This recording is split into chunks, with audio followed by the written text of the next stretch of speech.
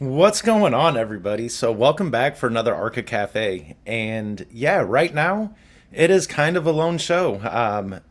Antonio's running a little bit behind at work and haven't heard from Mr. Aslan yet. So, wanted to kick this off, guys. I hope you're all having a great night. We had a few people jump in real early. Michael Galera says he was here first, Shadrach second. Jonathan says, hi, all. How you doing, buddy? Ultra fourth. Let's see here. Cool. Looking forward to this as always, brother. Me too, guys. This is one of my favorite things every week to do with you all. Aviato girl. Hello, everyone. Good evening. Good evening, guys. It has been a wild week for Archangel. I mean, I know that we're awaiting the migration, which we had, our lead dev, he was out with some family stuff this week. Let's see. Aeroflux, what's up? What's going on, brother? Let's see, guys. I'm trying to get and figure out where everyone is. So we have a special guest coming on tonight. The one, the only. And trust me, guys, it's going to be some news that you don't want to miss that is happening with us. Crazy. I'll tell you, it does not slow down at all. See, Ultra says, hello. Taj, hello. How you doing, buddy?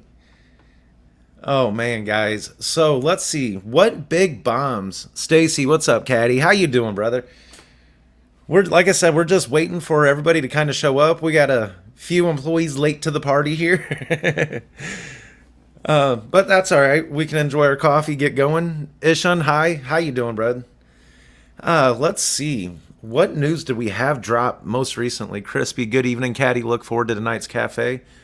Man, me too. This is every week, guys. I look forward to being here with you all. Every week, every Sunday, and happy to be part of your Sunday. So we do it live. Hey, hey, hey, what's going on? So some of the news that has dropped this week, guys, I know there's just a lot going on with Archangel right now. So let me jump over here real quick. I had all this pulled up. So what was the most recent announcements we have this week on... See, yesterday. Yeah, let's just go over a little recap of the weekly updates. Man, there has been a ton of them. See, from the 15th, yeah, that's where we'll roll from. Ophi, man, whoever helped you set up your mic really nailed it. Yeah, it's just a few settings to play with, man. I'm glad that you guys can hear me a lot better. Yeah, Oph, I was messing around with it a little bit earlier. And of course, the main flaw. A webcam camera is not going to sound as good as, what we got down here sitting. You need a big Archangel poster in the background. Yeah, I do. I also need a big set of Archangel wings on the caddy. That is something that I am working on. Jonathan Sands says, hello. How you doing, sir? So let's go back over some of the stuff that, has happened this week with Archangel. And first, we're going to start with the announcement from the 15th. That Epic 1 is being developed on track 2 and represents 3 individual projects being developed concurrently by multiple teams. All 3 projects interface with Michael and form the core components of this Epic. 2 teams have been formed and have started work on Epic 1's primary components. Component number 2 and I want to say component number 5, but correct me if I'm wrong.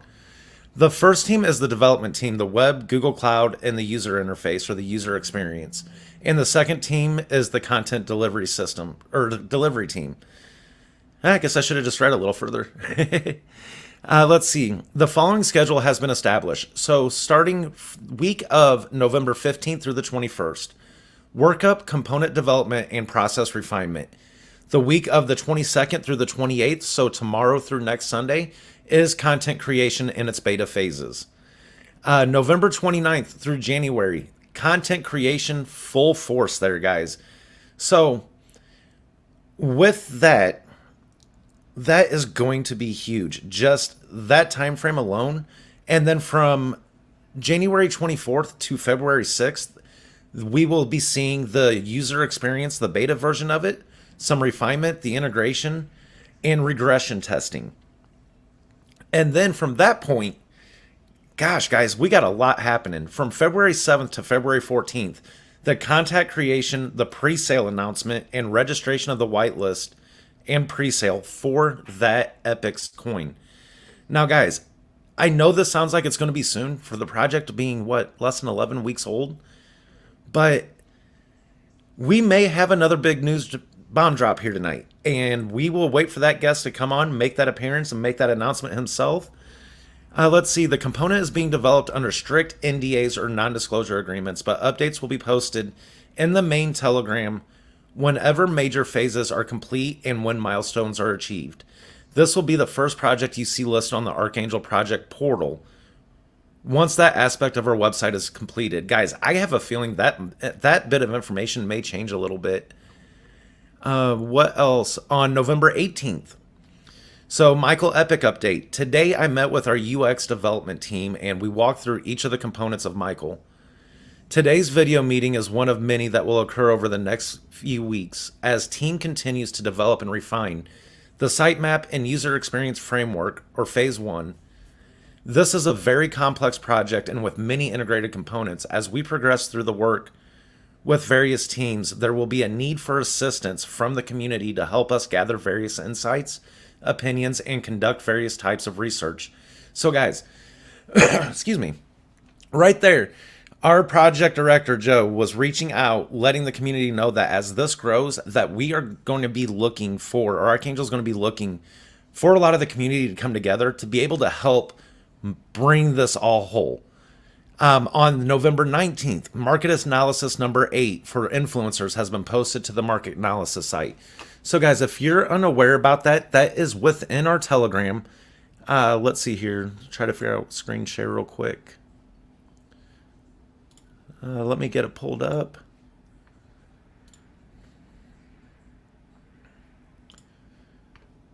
So yeah, from here, guys, inside Telegram, we have a market analysis group. Let me see here. That's the Michael Epic. Oops. And the Michael Market Analysis. So with everything going on and some of the data that Michael needs to be able to grow and refine itself, those little surveys are all going to be posted in the Michael Market Analysis group. And if you guys don't have that link, we can drop it in the main Telegram. We'll always try to attach it to the description of the videos. And yeah, make sure that if you can do your part, at the very least, jump in, get that data in, because that is what is going to mold Michael. And getting that live feedback from the community is going to be crucial to keep it very innovative and at the forefront. Let's see here. Hostile pod. Yeah, that one. Hostile. This is cool. Never had one of these. Love the transparency. Guys, I know. If this is your first time here, we usually have a few people on. They're running a little bit behind tonight, but I wasn't going to let that wait. We're going to jump right into this and get the ball rolling since you guys make the time for us. I want to make sure we're on time for you. So let's see here. That is one of the big things, though, guys, is that market analysis. If you can do anything, make sure to just drop those surveys in. All the feedback they can get on that is going to help, with the process going forward. Let's see. What else do we have in the announcements? November 20th. Guys, here's another big one.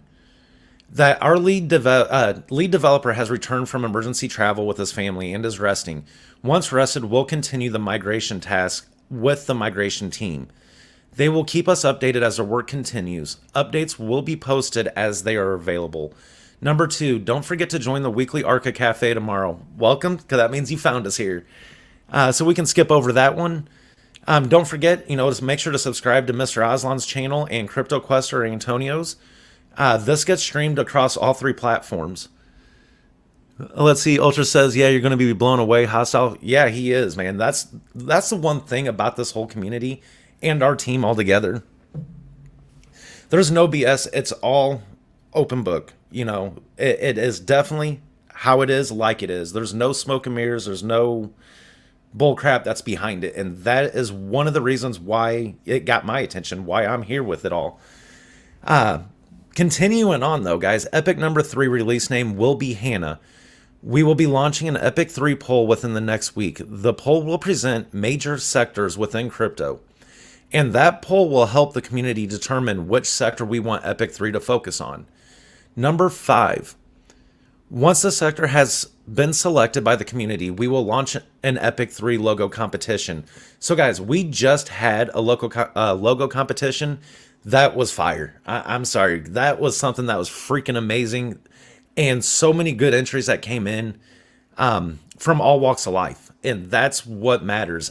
Getting that broad spectrum of someone's opinion and to see one's talent, that I love how they went about this, and they're going to do it again.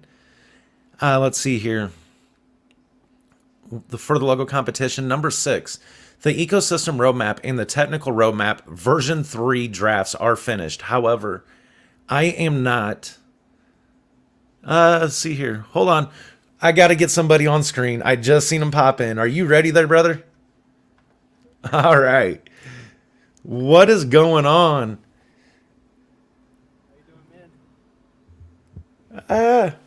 Hold up. Can't hear you. That could be my fault. Boy, both late nights at the day job, I'm telling you. I swear we were both rushing around to get back here. So while he's getting his stuff figured out there real quick, we'll finish about the update. So number 6, the ecosystem roadmap and the technical roadmap V3 drafts are finished. However, I am not going to release the updated versions just yet. Certain aspects of our ecosystem, both internal and external projects, let's see, are rapidly accelerating. And guys, if you've been following, oh my gosh, it has been rapidly accelerating. There's no doubt about that. This project's been taking the heck off. Let's see here. Certain aspects of our ecosystem. Oh, I already said that part. And we will be adding aspects to the below V3 timeline. Yes, adding more stuff. The updates to the ecosystem roadmap are substantial. Guys, they are. What's going on, brother? Did you get yourself figured out there? Yeah, sure. Do you hear me now? I don't know if it's just me who can't hear you. Hold up. Let me see what I got going on. Who knows? Who freaking knows? Audio. Does that sound better? Yeah, it was my fault. It was my computer. Oh, with this week. Yeah, I guess with this week when I had to unhook everything, pull all that stuff away to get this drywall and all that crap done, I must have hooked it back up to the wrong port. Gotcha. So I have not heard from Mr. Aslan tonight. Please not sleeping on us. Yeah, he probably snoozing a little bit. Well deserved. I guess it'd be Monday for him. So heck no, he's got to get his butt up and get going. Oh man. Let's see. Everybody says, yeah, they can hear you. Now you are echoing. Okay, that's going to be coming from my end. Give me 1 second here. I'll get that taken care of. So, man, brother, I was just going over the updates throughout the week of what's been dropped in the announcement group. I got down to literally this part with the vision or showing what's going on. Mm. Let me pull up here. Okay, hold up, guys. I got you.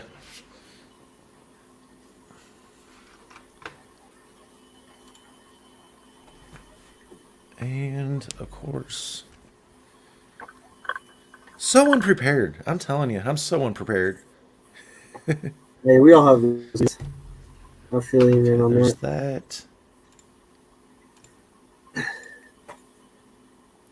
Let's see, Bluetooth.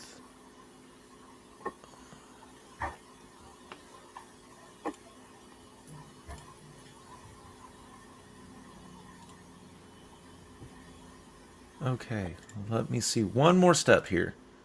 One more step. Speaker. Hey, there we go. Okay, so hopefully no more echo. Yeah, hopefully it's better now, guys. Let us know. I didn't hear anything, so. Whatever he did. I really hope it did not mess up my mic. That would be some bad news for me.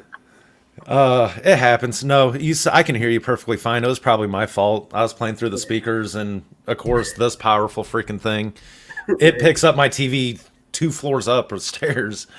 But yeah, I was just going over all the updates that's been dropped for Archangel this week. It's been huge. And we're also going to have Joe on with us a little bit later. I don't know if you caught that in the Telegram earlier, but some big announcements coming. Oh, yeah. I can't wait. It's always a freaking exciting time here. Definitely, yes. So, brother, how has your week been, man?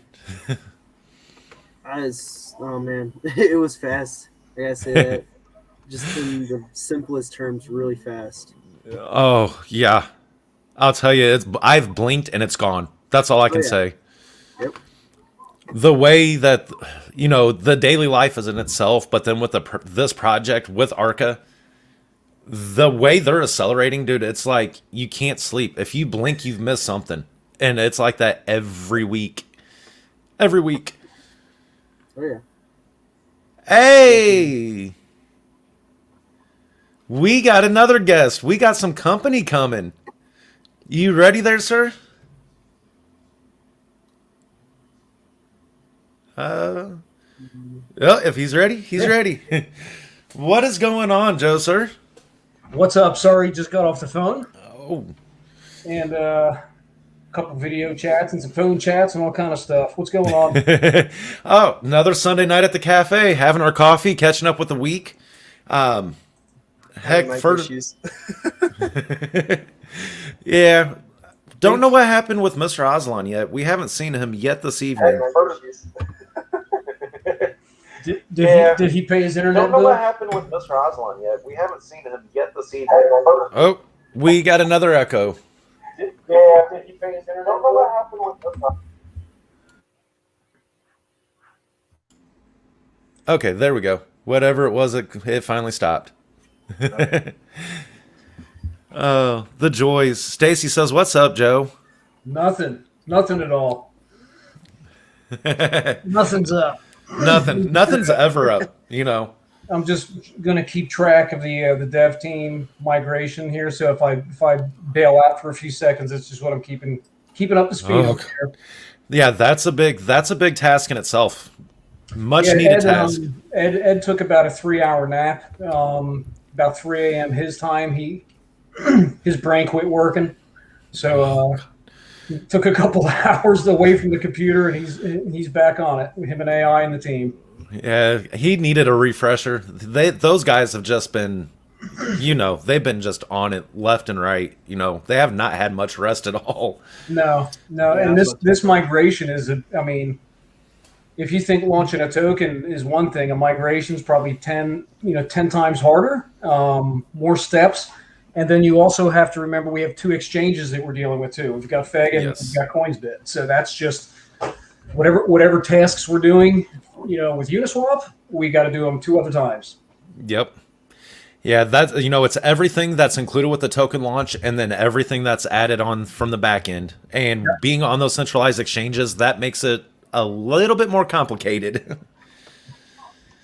But we got a really good team on it. They have really taken a lot of time to explore and research these options that we've given them, and we're just going to let them keep working. There's no pressure in time to do it right. It's just whatever time they need to do it right, to be confident in the work. That's the answer. Yeah, especially on something like one of those things, that's something that really needs its time. Well, yeah, there's just no need to rush it. It's just you've got to have the right mindset and say there is no rush to do it correctly. Right. There's just no reason to. Right. So, if things were broken and on fire, like we talked last week, and I've been posting about hitting that thing called the tipping point. It's called the burning platform. At that point, you don't have a choice but to go fast. Your platform is burning and that tipping point is reached and you have to do things very quickly. We're not there. We've avoided that scenario. So we have the luxury of time on our side. Nice. Yes. Honestly, I just missed that last 45 seconds. Oh, I was trying to fix my screen there, and of course, I got click happy, clicked the wrong X. Let's see. I'm going to pop over into the YouTube channel, see if I can see who's on. Got 31 people. That's not bad for a Sunday night or early Monday morning. No, not at all. You know, that's odd. Normally I can say, oh, 33. Yep, it did finally show up on my end. Yeah. Yeah, it's growing every week. We're getting a higher baseline every week with Arca, and that's freaking awesome. They know this is the place to come. Part of their Sunday night, got some news always happening, some drinks always happening, and just kicking back and having that good time. Yeah, maybe next week or week after, somebody will send you a link and ask if they can join. I know, right? We're waiting for it. Yeah. Let's get some more folks on here. Definitely. I'm sure they're getting tired of seeing my mug every week. Same old three people. Hey, but you know what? I love the fact that we are becoming part of somebody's Sunday night, and you know that's what's amazing. They see the value in what we're doing, and we're just here having a good time, relaxing, trying to wind down from the week. But with all the news drops, there's no winding down. It's just more excitement, getting everybody pumped up for the next day or for tomorrow. Yeah. No, see, there's the wind down. There's the wind down of your normal work week, and then you got the wind up of crypto. Yes. Yeah. So what I do, Quester, is my wind down is from like 5:30 to 6:30 when I'm driving, and then you get home and it's, hey wife, hey kids, okay, back to work. You know, that was your wind down. You got it. You don't get nothing else. Oh yeah. See, Ove says he has all 30 of his YouTube accounts watching. He's cheating the system on us. He's on each individual account just typing something. Yeah. And Cesar says, I can't join because the screen will break. Never. I said that myself when I started this, like, nope, I'm going to break the camera. It's just bound to happen. Let's see. Oh, guys, it's been just a wild, crazy week. So we know we've talked about the migration. We talked about the different versions of the roadmaps, which I'm sure Joe will be here to say that it's due for another update before it's even been released. Well, here's I'm glad you said that, Caddy. Here's the problem. Every time I update a document, if I don't launch it within a week, I got to change the document. Yeah. So we're gonna have to do, like, I don't know, quarterly releases or something. We're gonna have to get on like some sort of schedule, because we're not gonna have, you know, an ecosystem roadmap version 97. It's just not gonna happen. I mean, but at this rate, heck, within a year, I could see us hitting version 100, version triple digits. then you can write them. Yeah, gosh, I'm good. We'll have our own team that just writes roadmaps. Yes. It is to that new full-time job position at Archangel. Yep. Roadmap editor. Yes, definitely something that's never been needed before. But I tell you, we're creating that innovation, and we're going to start with positions. But oh man, let's see what else. I hope Mr. Alislan's okay. This is not like him. Yeah. Let's see. He's on vacation. Yeah, he took a little vacay away from us. No warning. He just... Let's see here. I am trying to see if he has jumped into... No. Man, I hope he's all right. I remember a few weeks ago he was battling some weather over that way, and, you know, the power issues that they have over there, it's pretty crazy. Yeah, definitely. So I don't see any questions going in there in the no. Hola, Ed. in the video. What? Yep, he found you already. It took 5 minutes. No, this is a pre-recording. Gotta remember. Oh yeah. Pre-recording, all of it's scripted. It's Sunday morning. Yeah. Mr. Ozon fall asleep. I don't know. I hope that's the case. Yeah. That's like the best case right there, you know? Yeah. We just got to remember it's like, I think 6 or 7 a.m. his time on a Monday morning for him. Oh, yeah, it's early for him. It's early for Ed. I guess for Ed it's maybe 9:30 or 10:30 in the morning for him. But the joys of a globally diverse community. We are all over the place.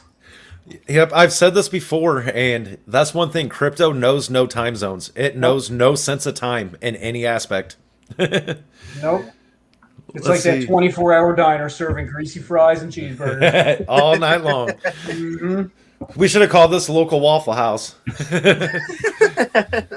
No, because they tried to copyright us. Oh yeah. Oh, I'll tell you, if I was still down in Tennessee, I'd probably be hosting a couple of these out of the Waffle House. But I gotta hide from the wife. I'm not allowed there. Oh no. Yeah. See, for Ultra, it's 2:25 a.m. over at his time. I know, and he manages to make it every week for us, at least for a little bit. Yeah. Yes, definitely. Yeah, he's here a lot. We got people from all over the world. I'm going to replace this picture behind me on the wall here as soon as my global map shows up, my cork board. Yep. And I'm going to start, every time I find out where one of our community members lives, I'm going to put a pin in it. Oh, put a pin and start taking some of the yarn or twine and drawing it out, seeing where we're at. There won't be any room for string or yarn, but it's going to be covered. I like the pictures there. Like, oh, yeah. Yeah. Well, Here. see if we can get like an ultra huge, like a really, really big light bright board. I don't know if you know what that is, Antonio, but I'm sure Joe knows what I'm talking about. Yeah. Get a big. Yeah, they used to be only about, like size of maybe a 15-inch TV, and they had little covers that went on them, and literally you just poke the pegs through with the light. Oh, but I could see that with a world map and a peg in every single city. Every place where I find out where someone's from, I'm going to put a pin in it. Yes. Be a lot of pins.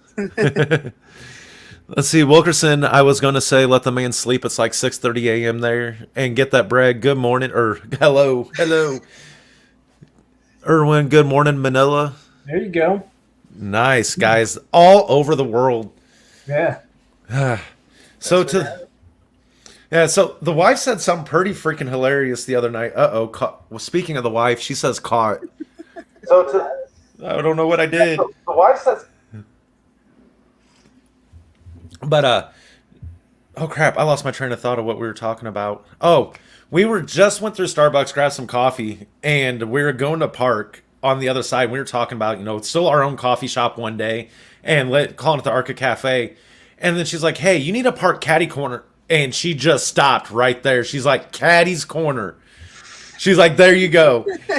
It was just one of those moments in the car where you just felt like this whole sense of emotion change. Like, okay, that's it. That was the light bulb. That was that moment.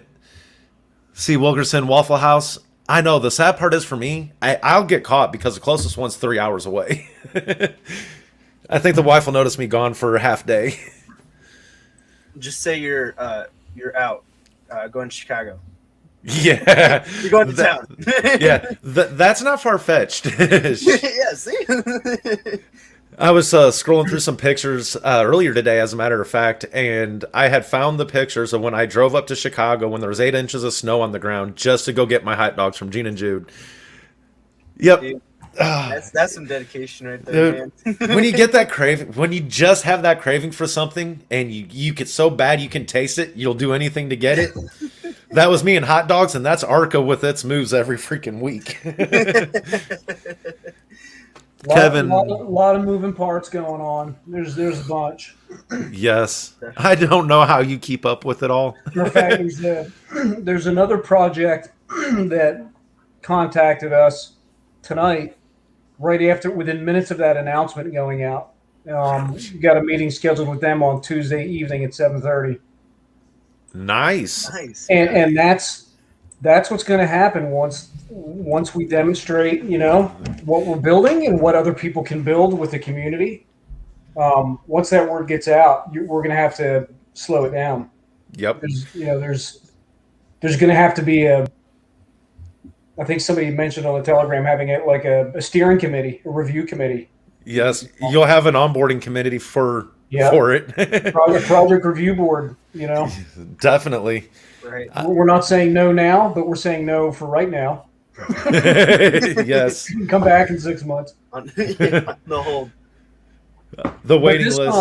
This project that we're working with now, officially as of this afternoon, is going to change the way a lot of people think about some very popular markets. Very popular markets. It is a cross between DeFi, marketplaces, NFTs, and loans. That sounds huge. Yeah. Yes. That sounds really huge. So what they're developing, I guess what I can say at this point without giving away too many of their secrets, because they are still developing. I spoke with the project manager this evening, and they've got a full blown dev team. They've got a full blown web API and graphics team. They've got a full blown database team. Individuals that have already started to work on this product. And what it's going to do is it's going to allow people with NFTs to hold on to their NFTs, but they will be able to generate income from that NFT by entering into a temporary agreement. Kind of like, putting your asset on loan or on hold. So people need funds to do certain things within crypto, but they don't want to sell an NFT that is very valuable or very important to them. It's in their collection. This allows them to basically place that NFT on hold, receive some money for it, and then within X amount of time, they can come back and reclaim that NFT. If they don't come back in a fixed amount of time, the NFT is owned by the project. That's the penalty for not coming back before the deadline. So, yeah, I see the wheels turning. For once, this is one thing that gets talked about a lot is when you talk about NFTs, they're so focused around the art itself. Yep. Right. But the potential, if you're a tech junkie and love the forensic side of things, the potential behind an NFT goes so much more of a broad spectrum than just the artwork. What people are realizing is that there is value behind a lot of these NFTs. There's rarity to them. There's value. There's demand. There's short supply on a lot of them. Very limited supply. Mm-hmm. And once people own an NFT, they don't want to. They don't want to sell it. They don't want to get rid of it. But maybe there's something else they want to buy for 5 ETH, and they're willing to put their NFT in a holding status to get 5 ETH so they can do something else. Well, eventually they're going to have to come back and pick that NFT back up, or else they risk losing it. That's huge, especially for people that are looking to get in. This is the way I'm perceiving it: is if I held an NFT and say that there's a great project that I just found out tonight, about it, and they have a 4-hour pre-sale window, and say I can't move money fast enough, or I'm limited, my payday's 3 days away. That's going to be game changing. That's going to allow people. How do I say this? The potential there, it opens so many doors for people to be able to get in on pre-sales, or for whatever reason. There don't need to be a reason. Right, and what it does is it allows people to get a value of their NFT, right, a fixed value, and be able to invest based on the value of their own asset. Instead of it just sitting in a library someplace collecting dust. I mean, it may be getting views, but in their mind, it's not for sale. It's never going to be for sale. They don't want to put it for sale, but maybe they want to keep building their own library. And maybe there are NFTs that they want to buy and sell, but they don't have the capital. Yeah. So they would they would basically enter into those agreements with certain NFTs to raise that capital, and then they could go out and build their own, continue to build their own asset collection. Yes. So I was going to say, we got actually 2 questions here. One from Wilkerson saying, so it's being built on the Archangel platform. It is being built separately. It is an external project. So it is being built by a separate dev team, separate web and dev team. It's a separate project team. They want to come to Archangel because, number one, they know who we are. The project team has a couple of our primary investors involved with it already.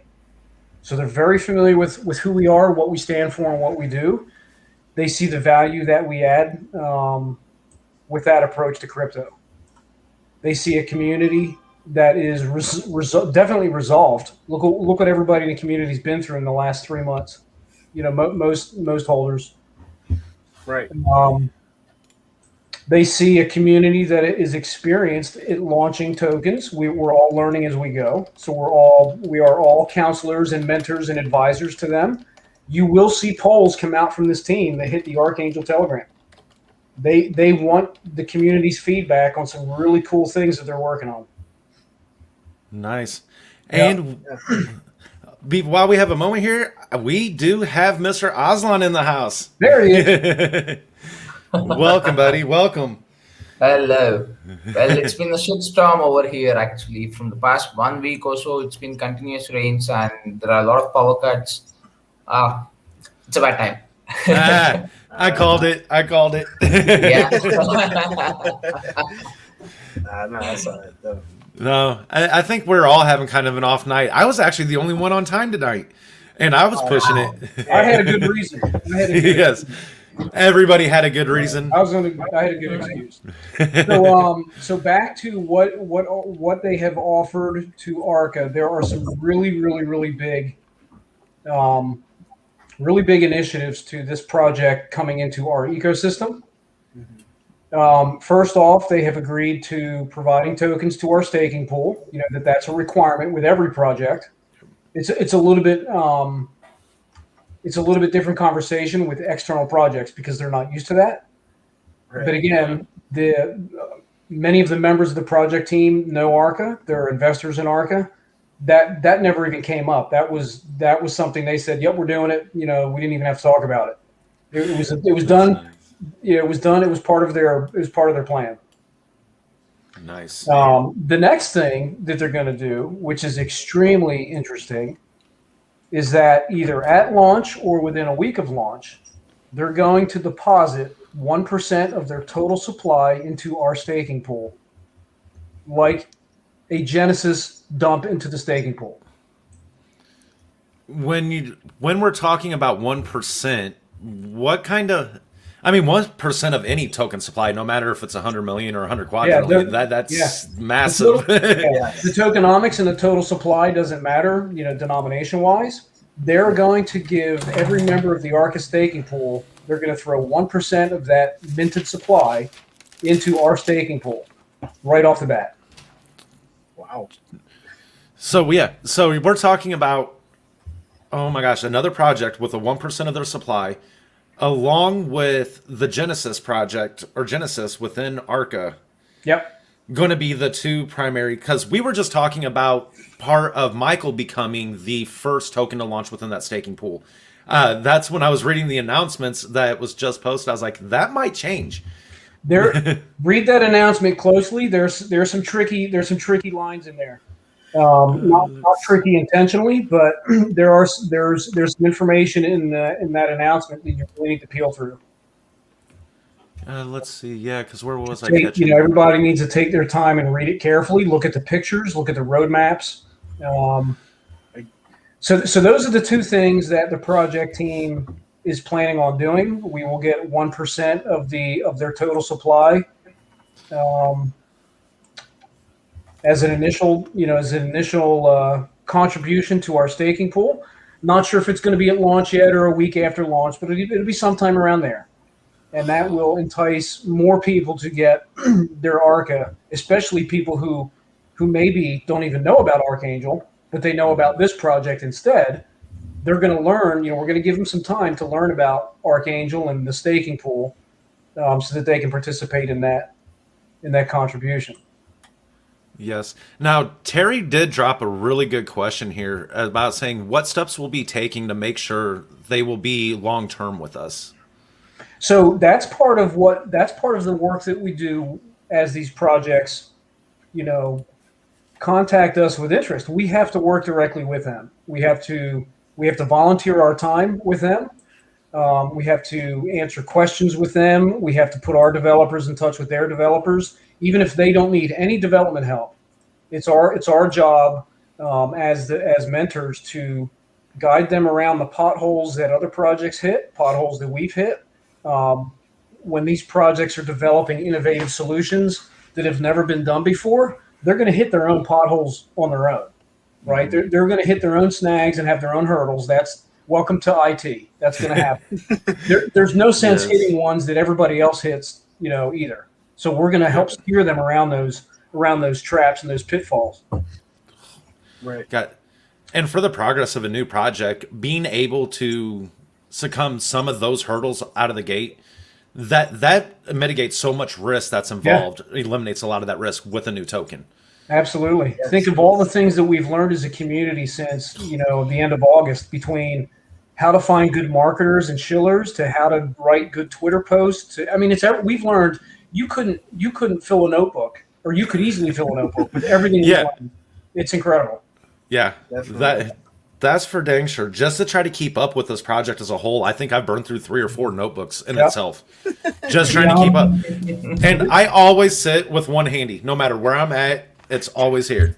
So I'm pretty sure this one has I think I'm down to my last stained page. I've avoided it because it's got coffee stains all over it and all kind of stuff. But that's it. 1 page left in a 200-page notebook. But so here's something else that's interesting about this project with what they're going to do. They're going to open a pre-sale, just like we talked about with Archa, with all these other projects. But it won't be like a 1 or 2% pre-sale. It won't be enough to just raise money for liquidity. They're going to offer to the Archangel community only 10% of the circulating supply in a pre-sale. 10%. Wow. So, of course, they're going to put a max on it. They're going to put a ceiling on what each wallet, can do, because the intent's not to get a 5%, whale out of a pre-sale. Yeah, that's not good for any project early on. No, and the intent is to have a ceiling on it, have a limit, and open it up to the Arca community for a week, 5 to 7 days, and people can buy all the way up to the max, and it will be a significant, that's a big pre-sale, 10%. Yeah. And I'd like to add, this isn't a 10% pre-sale to a project with 50,000 or 100,000 holders. Guys, we're still under 5,000 holders. And a percentage, only a percentage will get into pre-sales as a whole. Keep that in mind. Most projects that offer pre-sales, they have a lottery, they've got selection process, they've got a trim down, you've got to make the short stack, and then there may be a second selection process.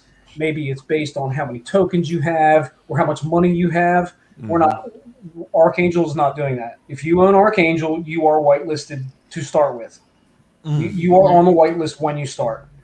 How you register for the pre-sale is you express your interest in the pre-sale, because we don't know who's who with wallets. It's just not going to be 5,000 wallets wide open. All you got to do is complete the form, provide the last 4. It'll be completely anonymous.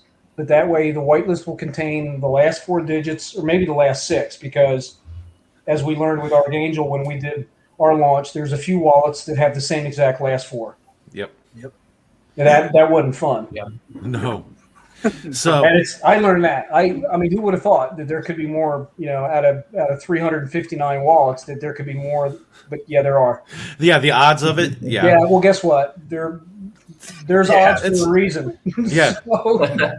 Yeah, it's Archangel. There's no such thing as coincidence. It's crazy.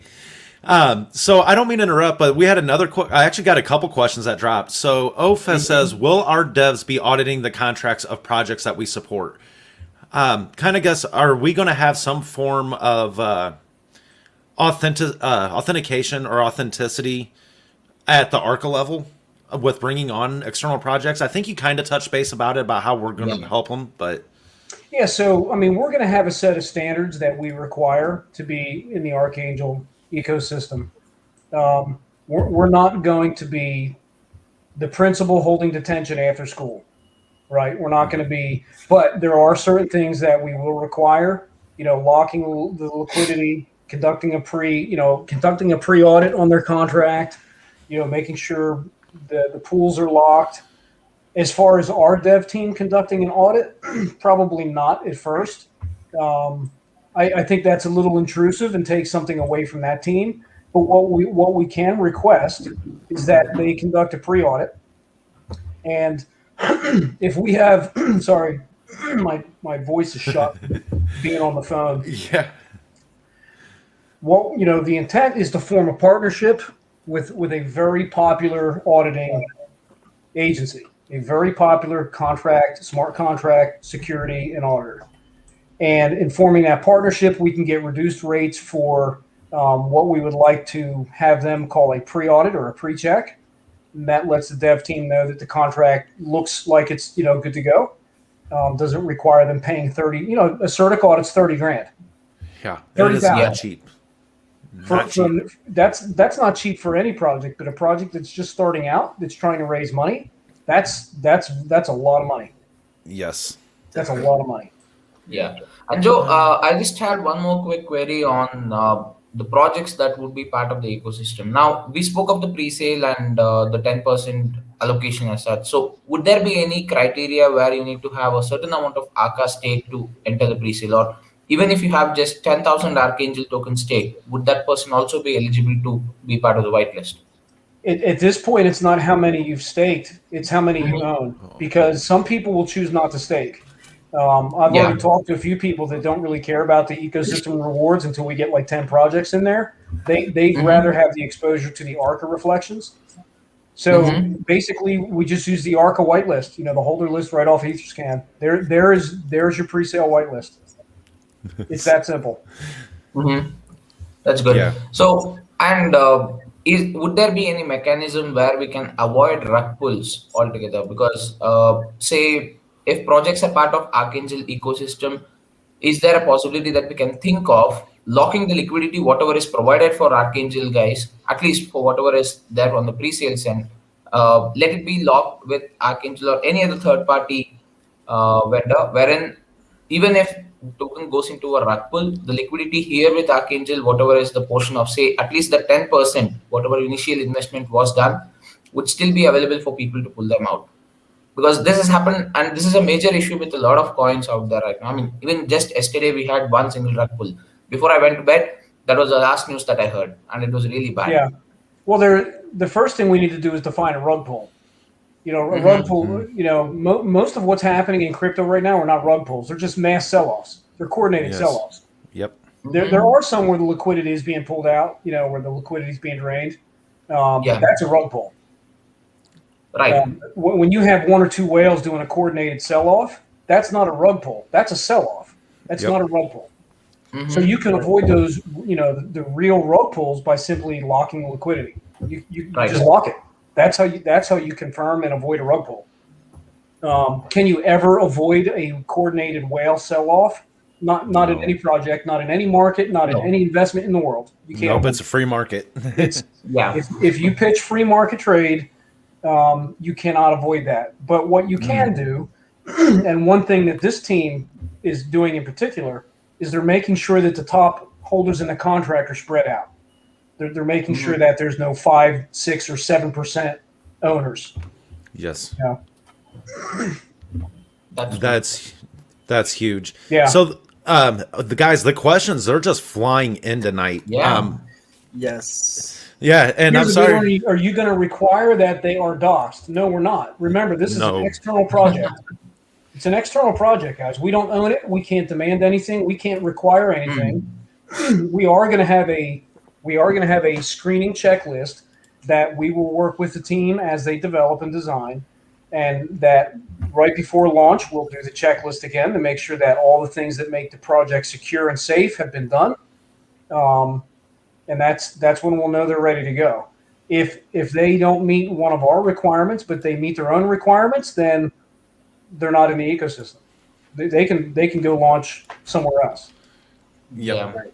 Yeah. And one more thing I wanted to add to that is there is a certain kind of limitation that we also can actually venture into their project, right? So you cannot ask them the source code and so that we can conduct a audit or run through it or debug it or whatever. Yeah, I was just kind of going through the questions here that I saw. Yeah, one of them here was from Michael. And this is actually a good one because I know we covered it before. But I don't know anything about coding or computers, etc. But I'm sure we're probably going to have to give them access to certain things in our project. So with that being said, that's what the ecosystem essentially is all about. Absolutely. Let me see here if I can. Here's a good example. Here's a really good example. Who's that? Who asked that? Michael? Yes. Yeah. So here's a good example of something that that you'll Oh, yeah. see Sorry, if everything works out in the next week or so. We are working with a very well-known vendor and a very well-known data provider, an API set that we want to use for Michael. We are going to pay a lot of money for that data, and we will find out through SOAs who we can share that data with and how it can be shared. It is a lot of data. It's I can't say exactly what you could look at right now to compare it to, but it's equivalent to some of the more popular sites that you go to right now. If the SLAs that we can build with these partners allow us to share that data, every project in the ecosystem will have access to that data without paying a penny for it. And it's the data is invaluable. Yeah. Right. That's what these projects, thrive on is data, is the data that's processed between them. Yep. On their ecosystem roadmap, I refer to this thing on a weekly basis. It's something I look at daily. But the big picture, I think it's page number 9 on the current version. That shows in detail exactly how the projects give and take. It has the 2 ways where they can share information, where one actually can use data or one gives the data. Yeah, that's just going to be so massive with Arca as it grows. What other questions did we miss in there? Like I said, they were flying for a moment. We think we have one for marketing part. So what type of marketing campaign can we plan on after the new contract is implemented? I think the marketing activity has geared up a lot of steam right now with Caesar heading it. So yeah, it doesn't matter if it's a new or an old contract. Arca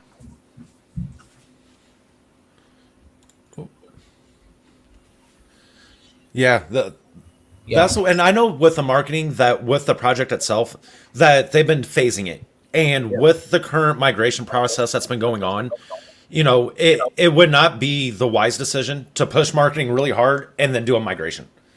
Yeah, I mean Right. marketing is definitely ongoing 24/7 between Steven Savage and his team and Caesar and his team as well, and the Shield Squad and the marketing groups and the social group. They have turned it down just a hair because we do need a period of lower volume to execute this migration. Right. I'm reading the notes as the dev team is working on the migration steps right now. That started 3:00 yesterday afternoon, or whenever AI got back from travels and had a couple-hour nap. I think they're working on 40 straight hours right now. But we are looking for a lull in the action so that we can get a good snapshot, a good holder snapshot. Doesn't look like that's going to happen to get a 1-hour break where there's no transaction so that Etherscan can catch up. But sooner or later, we're going to have to take a snapshot and we're going to have to run with it. And if somebody with 5 trillion tokens is missing 220,000 tokens from the last reflection, there's really nothing we can do about it. I mean, we have to take a snapshot at some point and do the airdrops. Yeah. Right. It's 24/7. It's constantly updating. We can't control Etherscan's process of when they update, when they show the reflected tokens. We're hoping that we catch it just right to really minimize or maximize the amount of reflections that are in people's wallets. But hopefully the people looking at their wallets and comparing, Trust Wallet or MetaMask with Etherscan, that hopefully the amount that is the difference is very, very small. Hopefully just like the last transaction or two. Yeah. Tiny amount. Mm-hmm. And and with what this migration is going to bring to the table, for me personally, I can't speak on behalf of everybody, but that's a price I'm willing to pay over and over and over again, because what this is going to do for the longevity, for the substance of Arca, it's not only is it needed, it is the right decision and smart decision. That contract allows the flexibility for generations to come for these changes to adapt. Yeah, definitely. You know what? NFTs are the big talk of the town right now. So having NFTs right now, if you're on the ERC network, almost the majority of the players have shifted over to the ERC copy on the Polygon side. So it's not the regular ERC20 token that they actually utilize right now. Only those big projects and people who can definitely go ahead and afford that is on still on the Ethereum side. But almost 80 to 90% of the NFTs have shifted over to the Polygon section. But now with ERC 1155 over here, you don't need to do those bridges. You don't need to worry about shifting over. So that gives you the opportunity to go ahead. And according to me, I mean, this is just a standard that we are shifting out right now. But because in the future, if something else comes up, well, you never know. We can just shift over that time also. Because Archangel is that has that flexibility in place. It doesn't get locked on to only a specific network. And Yeah. Well, here's the other thing.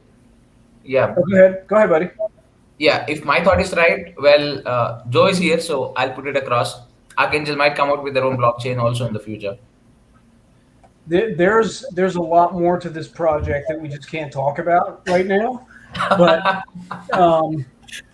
you ain't gonna let us sleep. You'll never let us sleep. Yeah. It's a very innovative idea that they're working on. There is some IP involved that they're building. It's sensitive. I guess it'd be safe to say that NFTs will be assessed based on their historical data. How many, the buys and sells, the transactions that NFT has had, how many times it's changed hands, how old is it, what is the demand on it, what is the social following, so on and so forth. And they are building an algorithm to determine the value of that NFT. It is not a value based on what Caddy bought it for, because maybe Caddy paid too damn much for it. Or maybe, maybe he got a smoke deal on it. Maybe he got a smoke. But either way, if Caddy approaches this project with an NFT, the team, the algorithm will determine the value of that NFT. Mm-hmm. And although there are other NFT platforms out there that do it, they do it independently. They don't consolidate and aggregate all of the data together from every possible resource. Right. It is being compiled into using an algorithm to use all of that historical data from every site that you can imagine to give that NFT a value. Yeah. That's Sorry, go ahead, Mr. Aslan. Okay. So there was this question about having the team doxed. And my personal thought over that is, see, doxing in any project in crypto should be one of the factors when you do a pre-check to get into the project, but it should not be the only factor that you need to look for. Because a lot of people have a lot of various personal reasons as to why they cannot dox themselves too, right? But it's all on the substance of the project that is there, the amount of effort that they would have put into in building the white paper, the amount of effort that they've built into the part where they add utility to the token. That's something that we need to actually focus more on. So that's my personal opinion. Like, having a team docs doesn't mean that it's not going ahead with Oracle. Like, I can dox myself, I can launch my own token tomorrow, and I can have like 10 to 15 different wallets where I have my token stashed.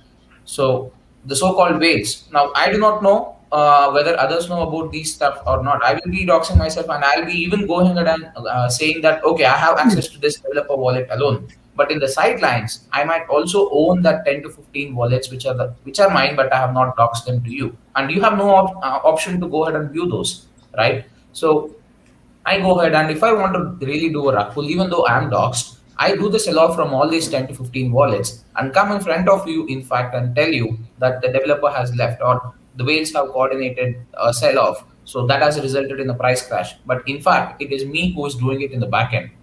Right. So doxing is not the only way that you can actually say that the project is legitimate or not. I've seen this happen in a few of the projects. Wouldn't like to name them, but this is something that I would like to keep that aside. So it should be one of the factor that you want to consider when you want to say that this project is good or not, but it should not be the only factor that you want to consider. That's my opinion. I mean, if anyone has any. Yeah, and say, this isn't financial advice. This is my own thought process when it comes to doxing. To me, doxing is overrated. It really is. Some of the best projects out there are completely anonymous, and some of the worst projects have fully doxed addresses, families' names. It's what crypto has grown as a standard. They feel that for a legit project to be off the ground, and to blame this is a lot of the rug pulls that has occurred. Yep. Is there has been so much malicious activity, and unfortunately that's the taste that's put in people's mouth. That's where they feel like they have to demand that. But if you look at the flip side, it is a security risk for that person to dox themselves, because it's not just them they're doxing. You're doxing your kids. You're doxing your family. You're putting out information that people can go use and find about you. Yeah. Yes. And I mean, like you said, Caddy, like not all successful projects have doxed people. For example, Bitcoin. It's extremely successful. It reached over 60. I know it's typical, but we don't know who the person created it. They gave us anonymity, and then they disappeared. And the coin's still extremely successful. It's still going strong. It broke all-time high not so long ago. Yeah. So, again. And every project is different too. If you've got a meme coin that's putting out fluffy stuffed animals as their use case, sure, dox yourself.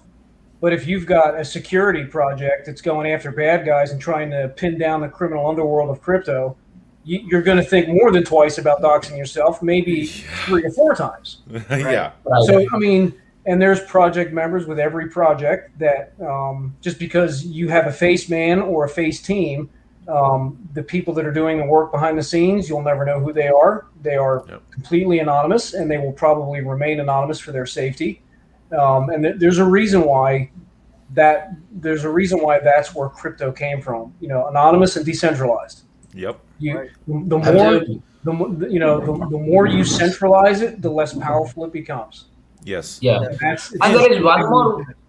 Yeah, there is one more way to this doxing per se, right? So a person who is the owner of the project is sitting here in the USA, and the developer team that he or she builds up would be sitting in UK or somewhere else. Now, the person sitting in the USA who is the owner of the project might dox himself or herself, but the actual developers who are there as part of the project would not come down in front of the camera, right? So they would be working on multiple projects due to various reasons, be what it is. So in the future, if the developer wallets try to pull off their share in the project and the owner is left aside, I mean, that's also a possibility. I'm not saying the owner would be directly responsible for a rug pull in each and every project. It also depends on the team that he or she chooses as well. So it's all a coordinated effort wherein the owner and the team entirely work together, and that's what is happening beautifully with Archangel right now. Yes. So Kevin had dropped this comment down there, and I feel that it is much well deserved. He does not get enough appreciation outside of that Telegram. So, Storm, majority of the graphics from Arca is thanks to him and people he knows. And I can't say all, because there is other hands in it. But man, I'm telling you, I remember seeing him from day one when I got in, and his progress from where are we at now, roughly 60 days, about the 11-week mark, to today, it's a night and day difference. And man, he just keeps pushing and pushing and pushing. So I do want to say personally, shout out, thank you to Storm for what you do, buddy. Yeah. You know what, Caddy? In fact, I had got in touch with Storm Crypto because I had plans to do a specific video in general to probably give a shout out to all those artists who are doing the putting in their hard effort and work in terms of creating all these graphics, creating good artwork, creating very good NFTs. So I didn't find time to actually get that organized, but definitely there would be a video that I'll be doing commemorating all these artists who are there. That talent really deserves that appreciation. Yes. And there's a lot of them guys that do there, and and most of them we don't know who they are. Yeah. I'd love to give Joe credit for all this, but the progress that's going on, we know there's a team behind. There's a massive team. The nonstop workaholics, angelholics, we'll call them. Yes. They're addicted. Yeah. And they are full steam ahead. At some points, you got to tell them to slow down so everybody else can catch up. Yep. Yes. Yes. But it's exciting, and there's more volunteers that keep showing up every day. DMs to the project team. Hey, I'm a developer. I know. We had one Thursday. Had a DM from a gentleman, never even heard of him before. He just stumbled on Archangel. He spent a few hours getting caught up, and he's a blockchain and full stack developer with 16 years of experience. And he said, "I'd like to help." Oh my goodness. Yeah, and that's what this community is. That's just one example. I mean, there's hundreds of them. Yeah. But 16 years of blockchain experience. That puts, gosh. Well, So- he's got 16 years of.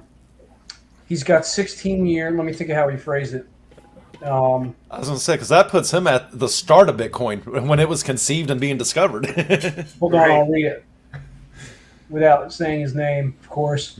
I'm a full stack engineer with 16 years of experience, and I've been in the crypto world for a long time. You can even check out my LinkedIn and my social media to see my background. I want to participate more in this project and begin helping with the development. How can I help? Oh, that's the thing. There's so many niches, with what you talk about in the Telegram of the past that it's going. There is so many areas, and that's where it's going to rely on the community. One of your posts was reaching out to the community and the announcement group. As, things grow, we're going to need, I think it was related to authenticators. We're going to need a lot of help as this gets bigger. I mean, there's no avoiding it. Yeah. Getting messages now just in response to the question about forming an advisory panel, and a welcoming committee and an advisory panel for these projects is people already saying, I want to help. I know. I love being part of that. Like, I'm so thankful and honored to be here for the Arca Cafe, to be able to be that face to a lot of the public. But those authenticators are going to be huge. This is still the ground floor for Arca. Oh, like, yeah. This is saying, here's the shovel, start digging. Start digging with us. And once, especially within the developer and the engineer community, which is a very small community, at least the legitimate ones, the good ones, it's a very small circle of engineers and developers. Once word gets out that there's a safe place and an acceptable community where they can go and express their ideas and get some feedback and build, they're going to come. Yes. They're going to come. And that ecosystem roadmap that we put up in the Telegram earlier today that has, I don't know, how many different, let's see. There are 1, 2, 3, 4, 5, 6, 7, 8 external projects. There's a good chance all 8 of those bubbles are filled in a matter of weeks. There's no doubt. I mean, there's not everyone will be a project. Not everyone will be its independent token. It may be that we have a couple projects that form together and decide to form a consolidated project and offer more utility, joining forces. We also have another one that's not even on here that some of the Archangel community members have already started to talk about. That's going on behind the scenes as well. Another project. What's that, Joe? I mean, is it a bomb that you were going to drop now? Or Nope. They'll tell us when they're ready. all right, Let's good. see. They'll tell us when they're ready. The important thing is when you get some people together and they have a good idea, that you give them the time and the space to explore and discover. Yes. And not pin them down for promises they can't make yet or timelines that aren't realistic. Just give them time to explore and to research and discover. Definitely. Let's see. Yeah, that's really huge. Going back with, I'm still hooked on the 1% aspect of the staking pool, like that for the new project. For the new project? For the new project that's coming in, and then now you're dropping that by spring or summer we could see potentially up to 8 different between epics and other projects that's within the ecosystem. Oh, this new one from today, they're releasing in February.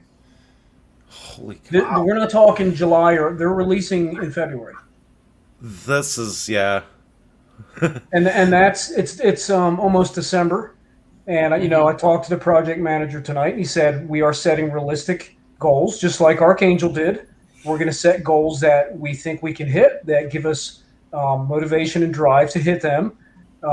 There's a very good chance that we beat our own goals. That's great. That's what that's what you strive for. Yep. But right now, as of the conversation right before the live stream, he said we are very comfortable with saying February is our target month. That is insane. With what that innovation that they're trying to pull off, they must have one heck of a development team backing them. They do, and they didn't start on it today. This is not something that was just a cool idea driving down the road on Friday coming home from work. Like this project has teeth, and they are sharp, and they're going to take a big bite out of a lot of competitors. Oh yeah, and the innovation of just beyond its surface utility.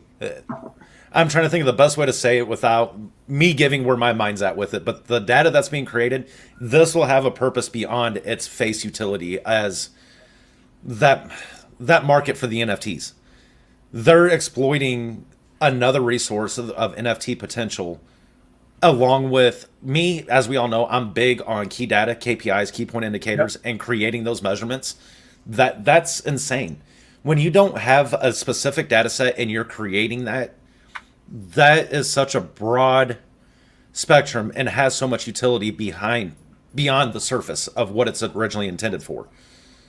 I mean, there's so many aspects of this design that they're working on. It's obviously well thought out, well planned, well engineered, well structured. They have more utilities that they're building and that they can build that you could shake a stick at. Different aspects of digital asset value and assessment, buying, trading, selling, holding, putting up, as collateral for different things.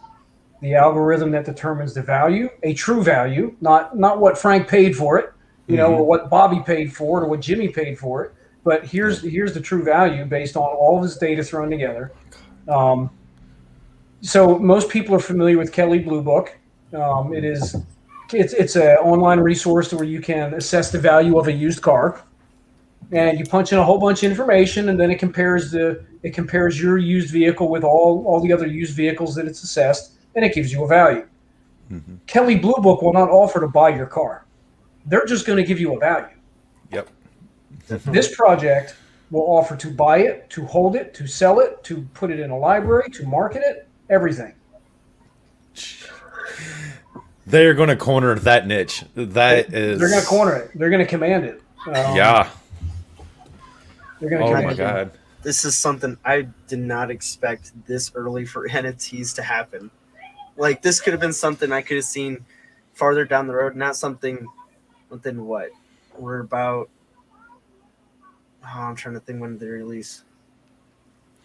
Help me out here, Caddy. When did they release? Like... I'm sorry, which one? Like, when did they officially release? I forgot when. What, NFTs in general, Quester? Yeah, like, just like, not like just like the talk, but like when they officially... When they started to gain traction, it was right around July, August when they started to gain really hard traction. Yeah, I mean, you've had Engine, you've had Decentraland. I mean, they've been out for a little while, but really, I mean, the last cycle was all about DeFi. This cycle's really been about NFTs. It's really been driving a lot of the market this cycle. Oh, yeah. It probably goes back into late last year a little bit, but like you said, Caddy, the crypto community hasn't even dented the potential of NFTs, the value, how to capitalize on the value, how to make investment strategies based on the value. It's never ending.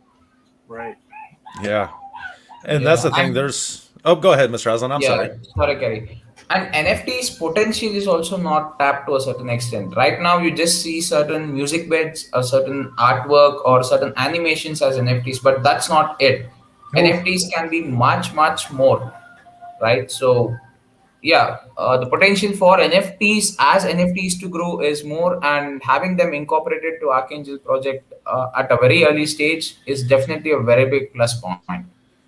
Yeah, right now what we picture are gaming icons and artwork and things like that.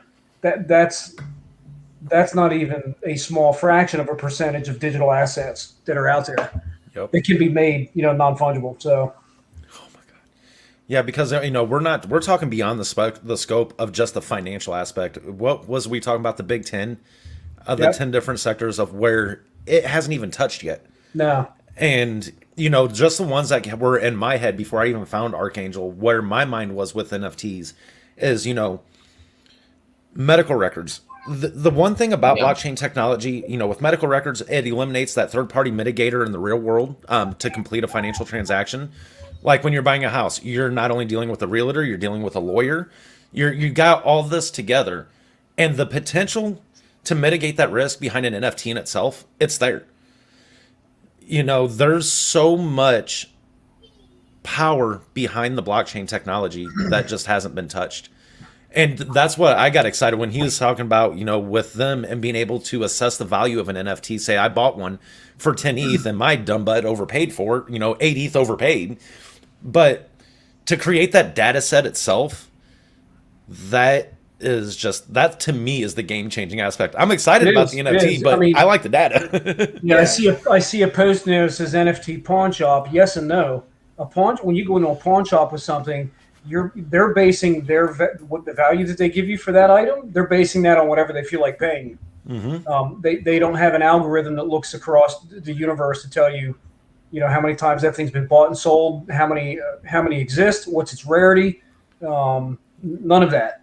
Yep, they mainly use just one or two key points. They'll jump on eBay, see what they can go buy one at auction for, and they'll jump on a couple retail sites, see what they can buy a used or new one for, and that's how they base it off of. What makes this project so unique is not the fact that you can use the value of that NFT as an investment, but that you actually get a very accurate, sustainable value for it.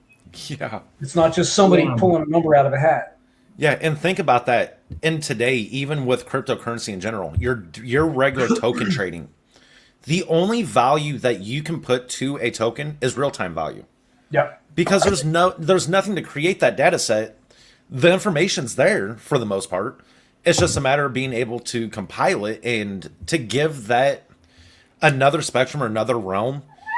It's saying that, okay, you are creating that coin collector shop where you can walk in, they can inspect your coin and give you an accurate assessment of what's going on. That's unheard of in the digital space. Yeah. It's very, very new concept, very underdeveloped, very underdesigned. And this project is going to lead the way in a lot of those areas. They got my blessing and support by all means. What they're trying to do is huge and massive and something that I've seen some potential behind for a while. Yeah, and their graphics and web designer is ridiculous. I don't know where these people are hiding, but they sent me a few examples. I've seen a few examples of just the web page alone. It's insane. You feel like you're inside an NFT library. You feel like you're in a live NFT museum. It's incredible. Truly bringing a virtual feel to it. 100%. You are immersing yourself into the NFT world. Mm-hmm. I love how times have crypto changed. has done a lot of things, and one thing that's really good at that it has done is bring out all those hidden talents and give them an opportunity to be, showcasing what they're really good at, be it developing, be it artwork, or be it any other way that they can actually go ahead. I know a few people who are having regular day jobs and they're excellent shillers in Telegram, excellent shillers in Twitter. And that talent, or people write Medium articles in such a bizarre fashion where the moment you start reading the first line, you only want to stop once you finish the end comments. So that's how nice that they have their intricate talents there, but it's only been made possible through crypto, and that's something that I really love about this particular crypto world. Yeah, I think about this too with this type of program, with this type of utility that this project is creating. How many other NFT marketplaces can Archangel have within the ecosystem that can all collaborate with this single project? Just think about that. Are we limited to only having one NFT marketplace, or can Quester make one? Can Caddy make one? Can Mr. Haslett? Can I make one? How many can we make? And that's the thing. There's so many different. There's so many different utilities. It's an endless realm in itself. For 10 years, 20 years, you're going to have people creating NFT, marketplaces and digital libraries and museums and all that stuff. You're not going to have just one NFT project in an ecosystem, especially with how NFTs are really blowing up, and they're going to continue to get, explored and discovered. Yeah.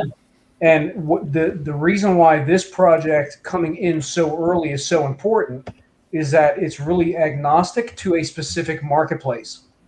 It's agnostic. It doesn't matter how many there are or where they are.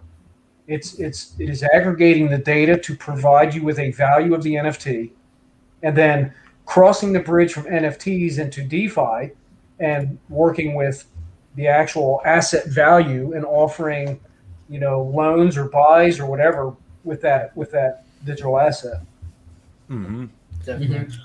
I was actually having a conversation with one of my friend, and we were just discussing basic things about crypto and stuff. And it just came to my mind on this crazy front where, in the near future, probably, I mean, this might happen even faster than what I've thought. I would say in the next 5 to 10 years duration, we might see buying and selling of property, or even renting of property happening through NFTs and through smart contracts. So you just go ahead and you want to sell your house, you list it as an NFT in any of the NFT markets. You just and a buyer comes and just goes ahead and purchases the NFT for the set value, and you don't need to have any other legal aspects actually looked into, right? So before you mint that particular NFT, you would be legally vetted, and you just mint that NFT, and all the other person or a buyer has to do is purchase it, and everything is inbuilt into the smart contract. No going around government offices, no going around lawyers, no going around vetting the project. Vetting the property, in fact, whether it's actually good or not. So all these things give you that one, ease of access, and second, any person anywhere in the world can actually own the property. That gives you an open market for everyone. I mean, this was a thought that we were having on, and these are the kind of things that crypto and blockchain can definitely get into. A lot of people are speaking about only money laundering, scams, and protecting the interest of investors, but there is a lot of positive things that crypto and blockchain can actually do. Even our own taxation system that can be automated through smart contracts. I mean, we were speaking a lot about all this stuff, and it's really nice to see that people, one, who are getting into NFT market, first and foremost, they require the security as well as the primary concern. So there is a lot of scams happening with NFTs lately, and probably this kind of approach, wherein you have a library available, you have certain vetting done for the NFTs. The person who is actually purchasing the NFT now through the ecosystem of Archangel, I don't think they need to go ahead and do any more research apart from just finding their best NFT that they want to purchase. So that's one more thing that's a big plus point according to me. I mean, I did do a recent video as well on how NFT scams happen, and after doing it, I recently was in conversation with one of the good artists who has his own NFT collection, and his NFTs were duplicated on OpenSea itself for a extremely rare one single copy of NFT. There were 100 duplicates that were actually hosted and probably minted on OpenSea itself. So that led to a lot of people buying those NFTs, which are usually worthless.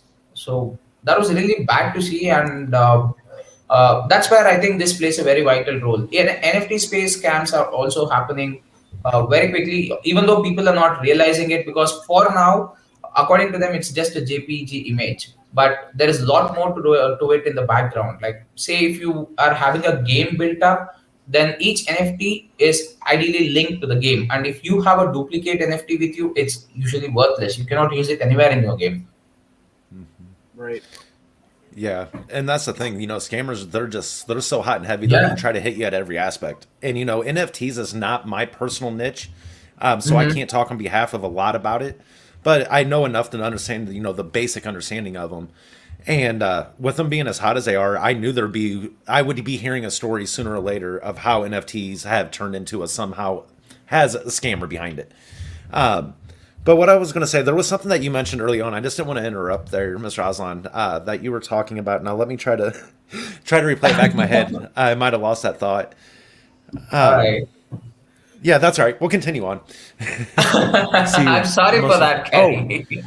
Nope, and that's exactly, Aeroflex just mentioned it. Most of the money laundering happens with US dollars. So that takes me back to the point. With most of the conversations I have with people that don't know much about crypto, that is the perception they have, is what mainstream media has shoved down their throats. Right. You can get me very passionate on that topic. But that's the thing is, the blockchain's power, it has so much potential. It literally is threatening to a lot of real world activities, the way things are done. Not just on the criminal side of things, but do you think our government wants to be able to account for every penny that walks out of their, out of their budget? Let's not open up that door. Yeah. Well, I mean, every U.S. dollar that's converted into Ethereum, I mean, goodbye. Yep. I mean, it's potentially gone forever. Yep. Yeah. The banks are so well rooted into this old financial system. They simply do not want to get into the new technology that's coming out, right? So here in India, if I want to speak specifically, there were concerns that were raised by a few of the bank side officials where they're saying people are opening just 1,000, 2,000 rupees of accounts, right? So they just want to have an account just so that they can get some money into these other exchanges, the crypto exchanges, and then probably move it out to decentralized wallets. Now, the banks are left out without any actual income or funding so that they can actually move ahead. Like, I was just thinking, if people are investing more in crypto, why isn't the banks are thinking in a way that they can start their own crypto banks? Oh, I think they are thinking about it. They're afraid to talk about it. I have a friend who's actually a COO of a major, one of the top 3 banks here in America. And he got into crypto about 3 years ago because he finally said, he's like, I had to. He's like, cryptocurrency threatens my day job. And he's like, so why not, with the passion that I have, follow that investment strategy that might put me out of business in 3 to 5 years or 10 years down the road. So, the cryptocurrency and digital assets, it is making its way through the banking system. We don't see it on the face, but on the back end, it is something that is being, that they have in their mind. It's something that has been around now for too long. It's not going anywhere. I don't care what anybody tries to do. It's proven its place in the world. And to me, Arca is going to exploit all the purposes that it could have in the world. Yeah, and I mean, one thing as well that banks are going to have to sooner than later, they're going to have to wake up and realize they need to move on, and be able to adapt with the world. I mean, we saw it with brick and mortar stores when Amazon came out. I mean, they didn't really try to adapt or move on with them. And I mean, a lot of stores went out of business because of that. Yep. And so in the same way, banks are going to, like I said, sooner or later, they're going to wake up and be like, okay, we need to find a way that we can get in this market and get into this area so that we don't go away and we don't become history. See, now I do think banks it's fight or flight at that point. I mean, remember when the internet came out and .coms were all over the place and people were, I have a website, and then all of a sudden somebody figured out e-commerce and people were able to buy and sell on the internet, and that was the first question that they started asking. Like, you have a website, but can I buy and sell on it, or can I buy your products on it? Well, no, you can't. Right. Well, see ya. That customer's gone. Yep. Yeah, They're gone. Definitely. Yeah, because 90% of the times when it comes to e-commerce side, I don't know the true statistics, but I'll be honest, what I see, most people that's going online to buy something is an impulse buy. It's, they just at that moment felt that need, they needed this product. They're going to jump online real quick, research it. And so like how Joe was saying is, if for a website that doesn't have that capability to be that e-commerce site, you just lost that sale and that person's never coming back. Yep. I'm having one of them nights, guys. I literally, there was a point of purpose to that. It's okay, Kenny. Yeah. We got your back. There's some other good questions in here. Yeah. Asked. Marketing. How's the marketing going? I think we already touched on that, but we do have some very big initiatives for post-migration. Certainly Dex Tools, banner ads, and CoinGecko. They're expensive, but they're, from what we've seen and other projects that we've talked to, it's effective marketing. You do have to time it just right.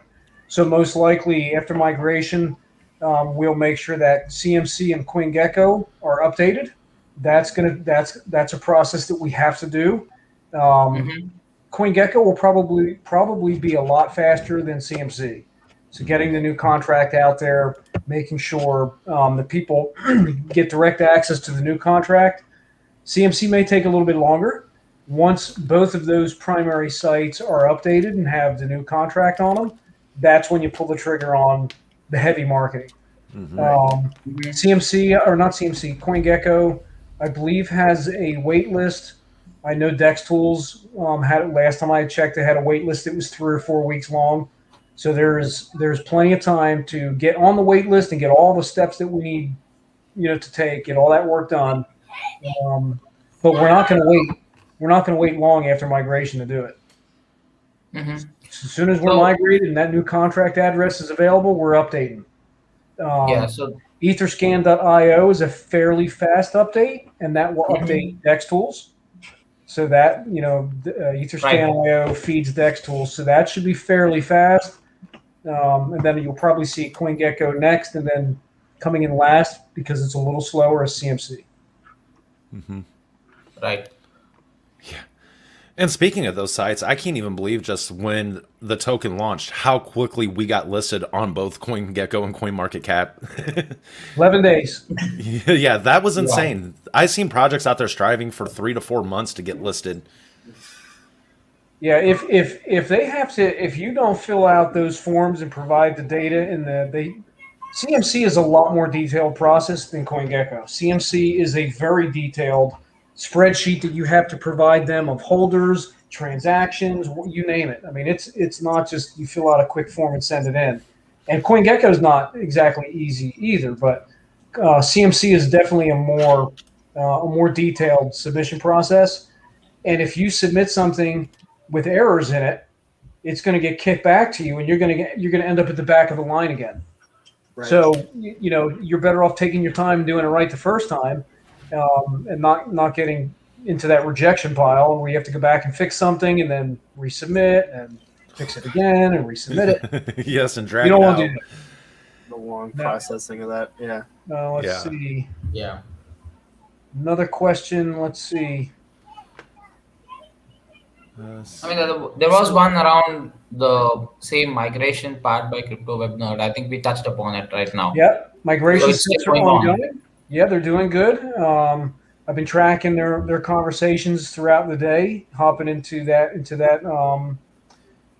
chat, watching them, work through each phase and each step. That is ongoing, and that's good progress. They're just taking their time and really taking their time with each step. Make sure that we're doing it right. So, Joe, for a layman to understand this migration process, people who do not know much about crypto and stuff. So can I put it across this way that you are minting new tokens on the new contract and doing an airdrop to all those holders who are having the old contract Archangel tokens? In a nutshell. All right. You make it sound so easy. Yeah.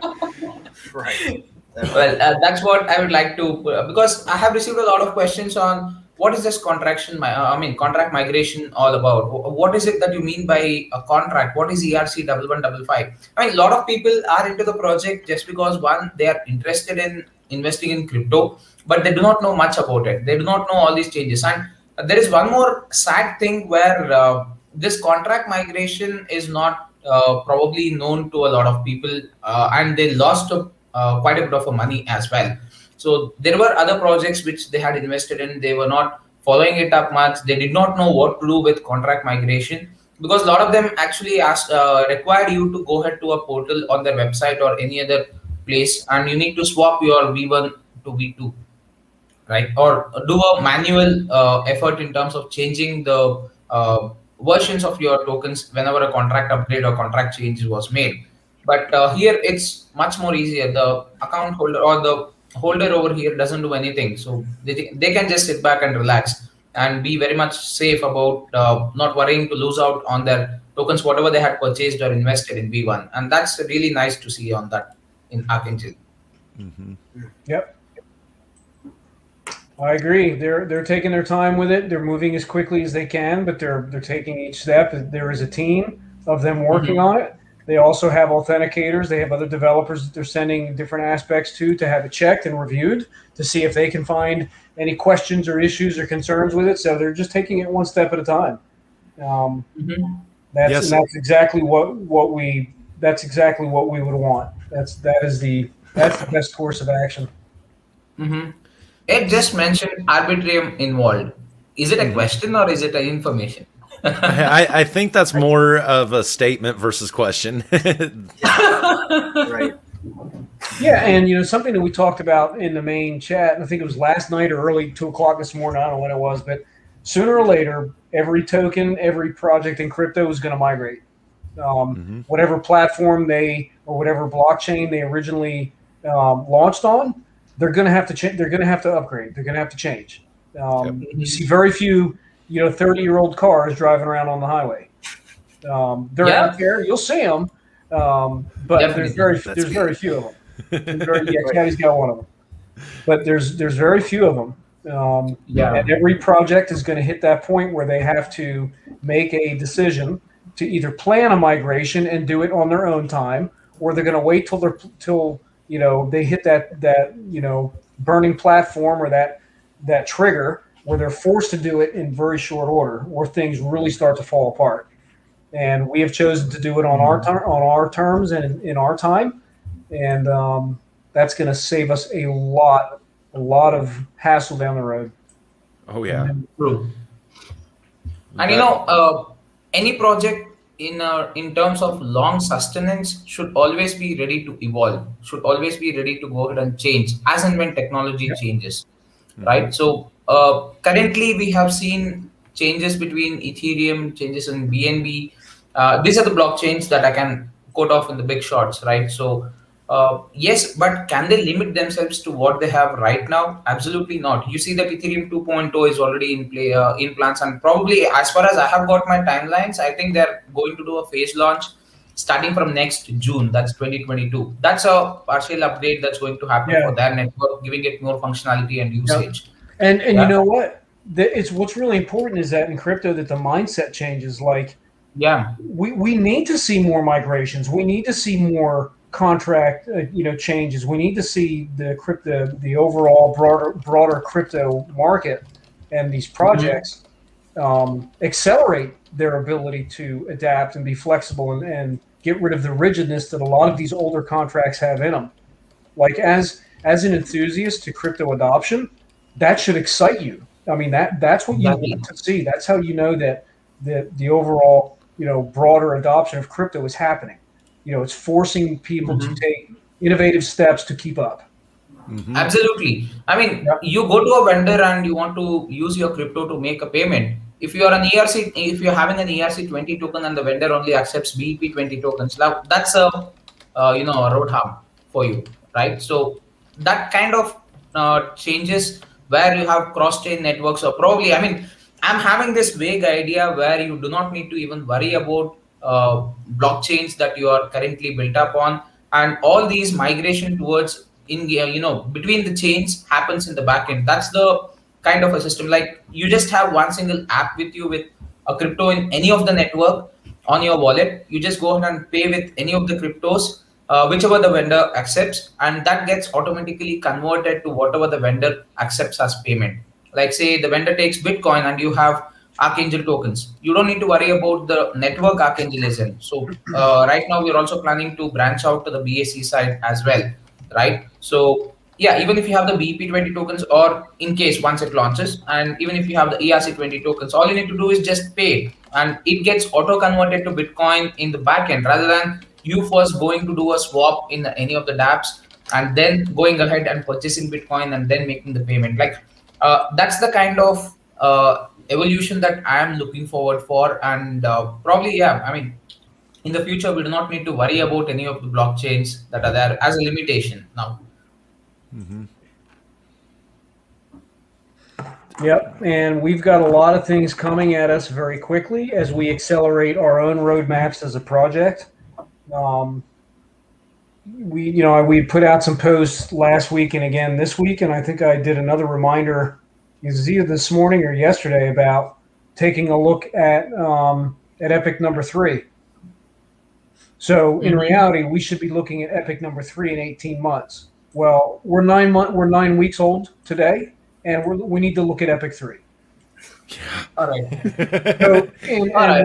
there's going to come a point in time, and where you're going to see the speed in which we can do this. We don't need to spend 5 years working in the industrial sector or the finance sector, but we want to expose our project to these sectors as quickly as possible, so that we can get ahead of what's happening in them, and so that we have more time to understand what challenges those sectors have now and what challenges those sectors are going to have years from now.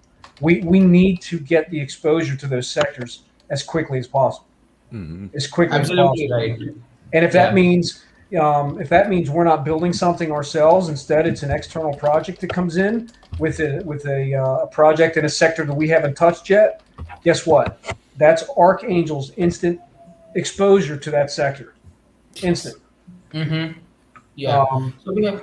I think we have a quick question on other milestones currently on hold until migration is complete, such as the staking pool. My understanding here would be no, because they are independently built. So the migration on the contract front doesn't require much of a. I mean, it's only that final integration that's supposed to happen, and that is just around, I would say, 10 to 15% of your workload, and the other 75 to 80% would be done in the backside.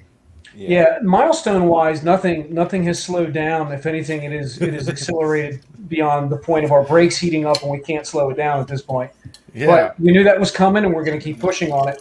The only aspect of Archangel that we have tailored down just a hair is the marketing during the migration period, so that we can try to reduce the volume to get a more accurate holder snapshot from Etherscan. But even that, marketing and advertising is still running full speed. What most projects would consider full speed, we're doubling that. But that's the only thing that we've even reduced just a hair is the marketing and advertising. We have a comment on a lighter note, Joe. I'm sorry I cut you. Do 5 jumping jacks to show the world you are not the pre-recorded, ultra-intelligent as AI software. Good old Crispy. Got to call it out. Yeah. Well, Crispy, you know what? We actually anticipated this comment, and we also asked Joe to get this pre-recorded as well. So you literally stole what I was going to say. I was going to say. I'm sorry for that question. Crispy, pick a number 1 to 4. Yeah. You know what? AIs are very intelligent nowadays, right? So the moment you type a comment, then the AI knows what it needs to do. So, yeah. Yeah. All right. So I have a quick query on Joe. One of the updates that you put across yesterday on, I guess this is the next feature that's coming out, and it's codenamed Metatron. So, correct. Yeah, I was actually relating it to the Transformers villain, right? You have Megatron. I did say this in my video also yesterday. Like, that's the first thing that struck my mind. So, what's the concept behind having it named as Metatron? Is it because it is something to do with the metaverse? No, it's actually, if you research archangels a little bit, you'll see that Metatron is actually the name of an archangel in some societies, in some cultures. Okay. Yeah. All right, that clears it. And let me hold on. Let me collect my thoughts here for a second. When I looked at this a few weeks ago, I believe Metatron has a twin angel. And when the topic for the feature was picked, which is a BSC token of Archangel, that would be a twin to Etherscan, to our ERC Archangel. So I figured, here's an angel with a twin. Why not make this feature Metatron? Wow, that's really a nice one. Yeah, really nice one. I like that. Yeah, if you Google it, I'm pretty sure my brain's pretty mush right now, but I'm pretty sure it had something that Metatron had a twin angel in the angel universe, and I thought that was cool that with the twin and also with the feature being a BSC token. Wow, that's really nice.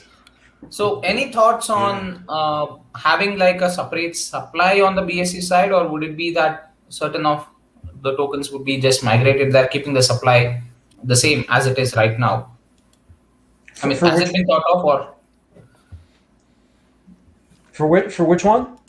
for the BSC side of Archangel, like having Archangel on the BSC chain, would it be a totally new supply that would be set up on the BSC side as we have with certain other tokens, or would it be just a migration of a certain amount of supply which is there on the Ethereum side to the Binance Smart Chain side? Like someone from the dev team would be giving a portion of liquidity there, and people who would like to migrate from Ethereum to BSC, they can do so.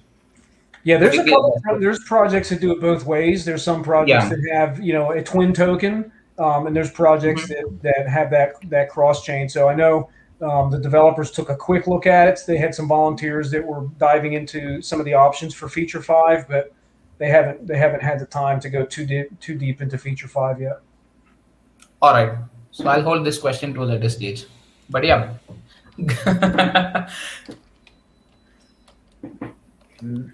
All right.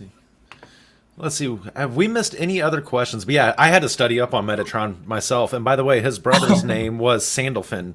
But in the real world, it was Enoch and Elijah. There you go. Yeah. Mm-hmm. Nice. So twins. So we thought that was fitting and threw it up there. Logos. We've got some big logo competitions coming up again. One for the feature and one for the Epic. So that'll be a lot of fun. Mm-hmm. And Epic number 3's release name was Babylon, and last night it was changed to Hannah to celebrate the birth of one of our community members' daughter over the weekend, or on Friday, I believe she was born. Late, is it Thursday or Friday? Wow. I think it was Friday. It was Friday. Yep. So we had a community member, Todd, whose girlfriend gave birth to a beautiful baby angel, and her name is Hannah. So we decided to change the name of Epic 3 to Hannah, to celebrate the community's birth of a baby angel. That gave me goosebumps just thinking about that. Yeah. Could you imagine? Kind of cute, right? So that's kind of a appreciation you go ahead and give to the hardworking community members out there. I mean, I believe it's the same Todd that you had referred me earlier, Joe. Is it the same person, or is this a different? I mean, I spoke to you about a different project on a DM the other day, and you had referred me to Todd. Is it the same person who is? I believe it's the same Todd. Yeah. Yes, same Todd. So. All right, because I had some conversations with him. He's a wonderful guy. So, yep. He is a very upbeat, hyper, let's go get it attitude guy. Yeah, he's champion. Definitely. He's such a champion that he got. I think he got banned for shilling too hard. Tell him welcome to the club. Yeah, welcome to the club. I mean, he shilled so hard that Telegram sent him his account to like hell and back. I mean, he had to build a whole new account and everything. So yeah. I mean, what happened? We had a group created for another project, which is part of. I was trying to build that partnership between the other one and Archangel. Probably that project being part of the ecosystem for Archangel, right? So so all of a sudden he just messages me. I think yesterday or day before, stating like, this is my new account on Telegram. So could you please add me back to the group? I say that the group is non-existent. Then I got to know, he's been banned. I mean, for all those people who are shilling, just a word of advice: always have a duplicate Telegram account available with you and shill with that account. Okay, have your main account with you always. Here's a question about where did it go? I think it just scrolled on me. Is there any type of precautions that prevent Arca from top 5 holder dumping? No, there was a question here. Have you guys considered about getting listed in SataMask? Yeah, we've actually talked about this for a few weeks now, and Saitama is just releasing their product, or they're getting ready to. I'm not sure if they've done a full release of SataMask yet, but it's a good project. It's a good team. They're working through some challenges right now, but they're a fantastic team. They're going to figure that out, and I think it would be good to give them time to figure that out and give them some space. And then once we can observe how that works and what benefits it offers, that's when we take a harder look at it. But certainly, feature number 3 is joining other swaps. Like that is something that we and with the community want to see. So we'll be taking a hard look at those. Yes. Yeah. So we have another question on. I'm sorry, Caddy. Yeah. No, I think we were both about to go to the same question, so I'll go ahead and let you go with it. All right. Or You know what? Since we both interrupted each other, let's let Quester go through it. Quester, up to you, but Yeah. So I guess the question that you guys may have been looking at, because I was probably looking at the same one, is there any precautions to take in place to protect Archa holders from prevent Archa, like basically the 5 from dumping? So basically, we have the 2% that gives the 25% tax, and the 3% price impact that gets denied. So either way, even if they did try to, and let's say they tried selling around that 2% price impact range, they'd have to pay 25% tax. And the thing with these guys is these guys have been here since launch. I do believe some of these guys, right? A lot of these guys, at least, been here since launch. They haven't dumped yet, so these guys are very strong. I'm assuming very seasoned investors. If they're still here, they know. I mean, some of the wallets out there are probably some big bags, and they're holding it strong. Right, So, Yes. And so one, they know something that we do not, or they really believe in the potential of Archangel. Yeah, I was gonna say they see the same vision as us, so they're willing to stay there with us for however long they need to be. For however long we need. So I don't think dumping is really an issue. Especially with just how strong the Archa community is. I would not be surprised if those whales are with us, And just like I said, in general, the community itself is a very strong, very powerful community that I don't see really any of the true whales that will with us and believe in the project trying to dump hard on us. Nope. And what we've been seeing with these guys trying to do these sells and everything is like what Joe had mentioned. They're mid-wallet sharks. That's what they are. There wasn't so much really whales that were affecting us. It was more sharks doing anything. That's right. So, yeah. Yeah. Early on in the project when I'm not a big wallet watcher myself, but I was monitoring some of the top holders just because I'm intrigued to kind of see the action of what's going on, and kind of where their mind's at. Right. What's the proper way? Over 80% of the top 20 wallets were holding strong. That's the one thing is the top holders within Arca, they have to see that potential in order to hold. It is something that is just so massive that this project has that support. If this would have been another project or a meme coin or something along that BS line of the realm, I'd be worried. With Arca, I'm going to add something to that, Caddy. Some of the investors that we have that hold those top wallets, these are the same investors that are going out and forming other project teams weeks ago, and coming to us this weekend saying, we're ready to join your ecosystem. So think about that for a minute. Okay. These are the investors that helped launch us, that are helped supporting our growth. These are the same investors that have contributed an incredible amount of funds for us to build Michael in 3 different tokens at the same time. And at the same time they're doing all of that, they're out building other project teams with new innovative ideas and bringing them to Archangel. That's the kind of investors that's the kind of top wallets and investors Archangel has. It's incredible. And I don't know about you guys, but I don't think any whales that are planning on dumping anytime soon will be doing that kind of thing. No. Or would whales really, in general, unless they really truly believe in that project and aren't going to dump on them. That there is passion. If they do, it's a good dip that you can actually get Archangel into. I don't even like calling them whales. They're investors. Yeah. They're community members, but they see the utility. They see what we're doing.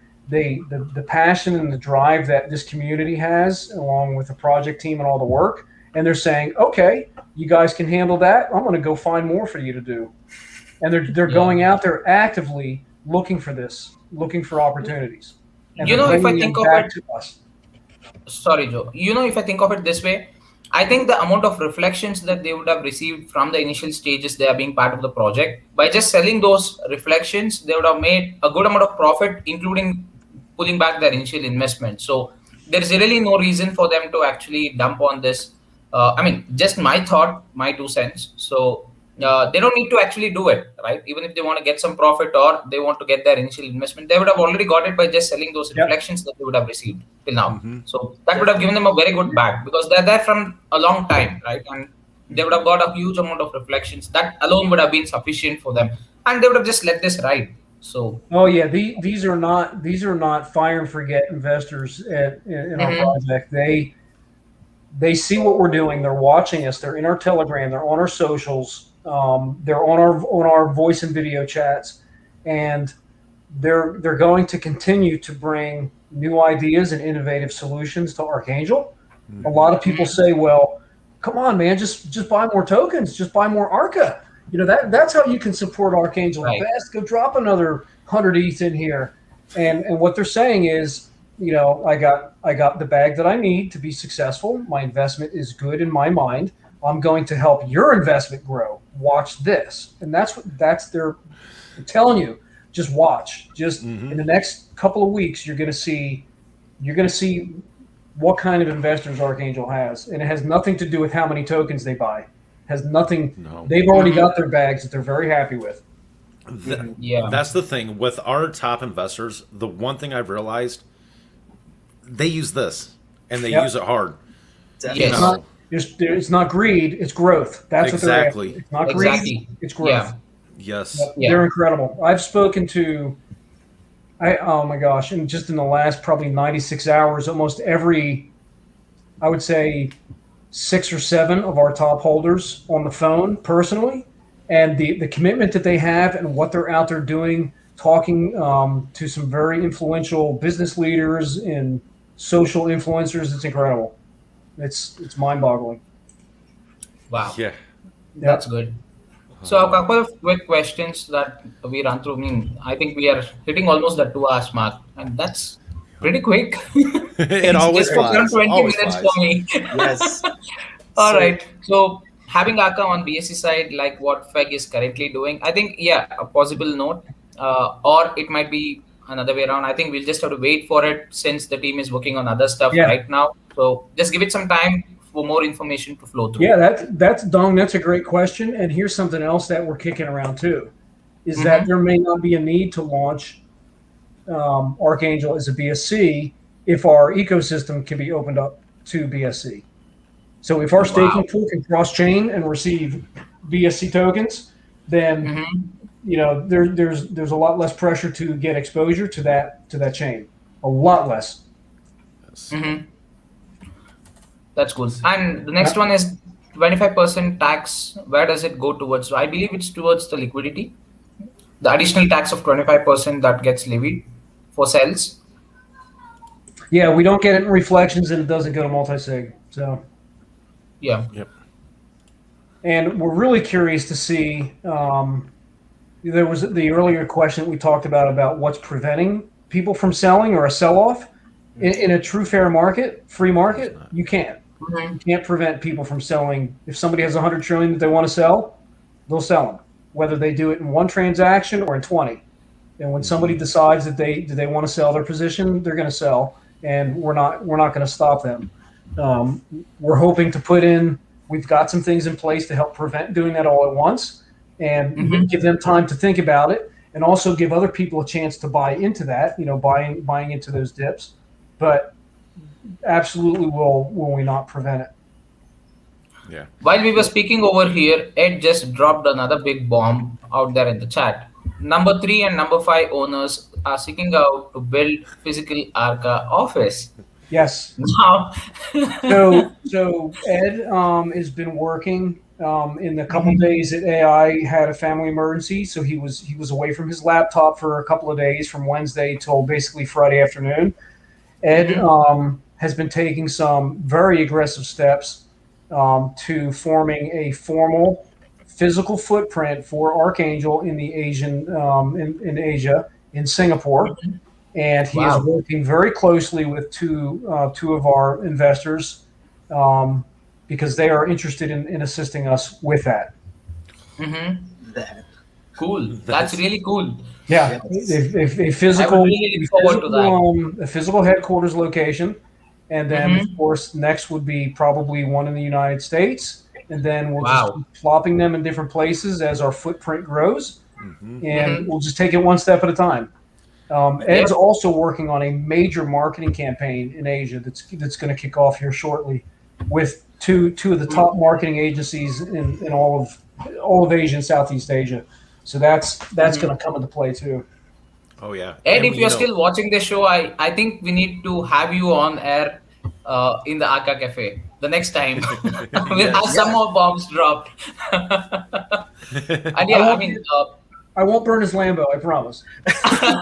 Question. Hold on, I got to find. And anyways, Joe is an AI, so you can be the real me. There we go. If he asks any questions, we'll just. No way. Yeah, see, don't worry, right? It's a page in the book. I mean, it's permanent. Yeah, it's just burned in.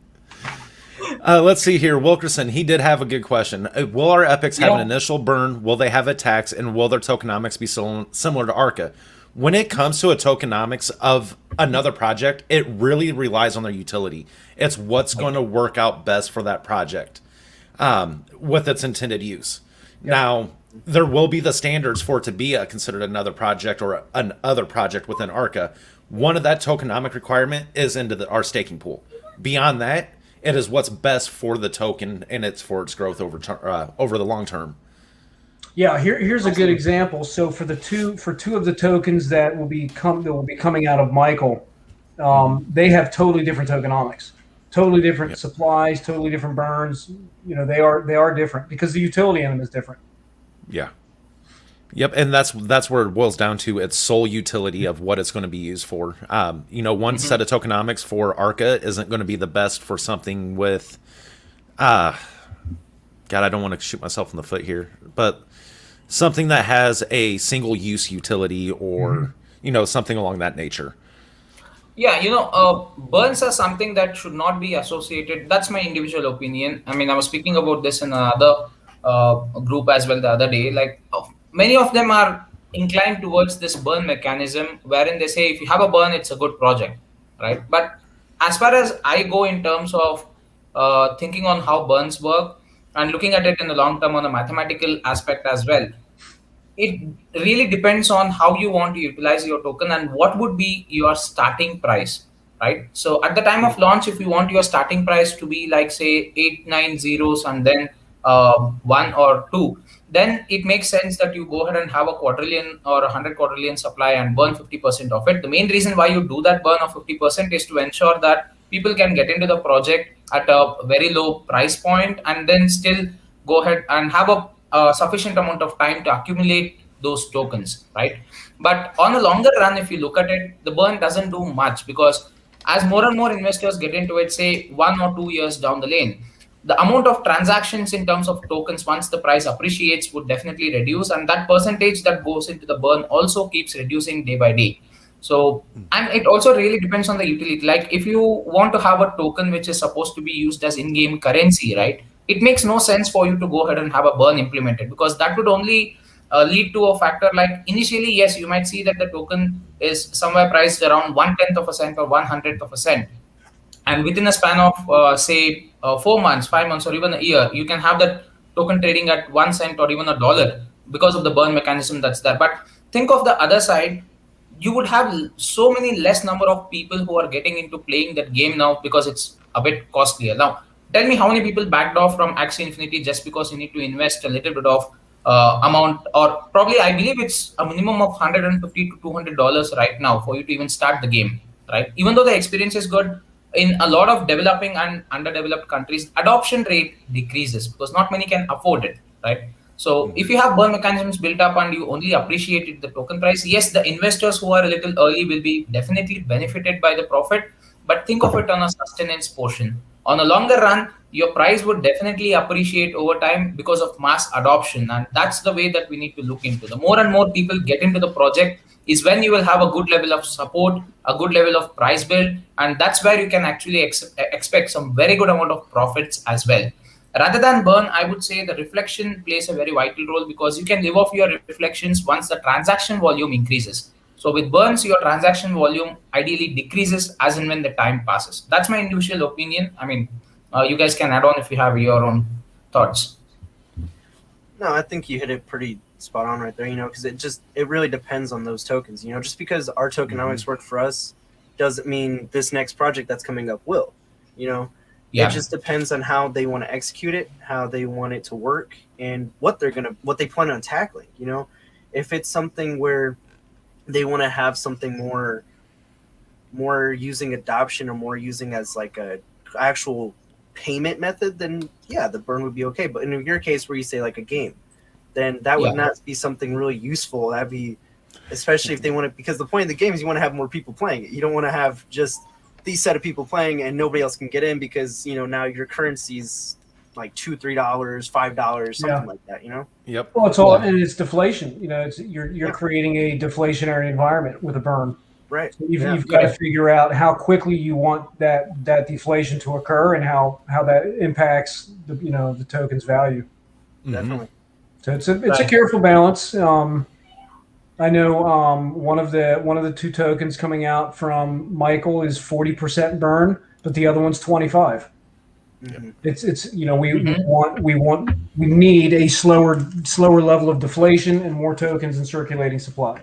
It makes it more effective. It makes the utility more effective. Yeah. Right. Thanks for the bomb, Joe.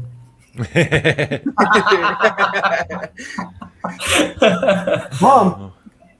Yeah, they're 40% burn and 25% burn. Oh, that's not a bomb. I'll draw you one. Oh God. Okay. All right. So Wilkinson Special again has another query like.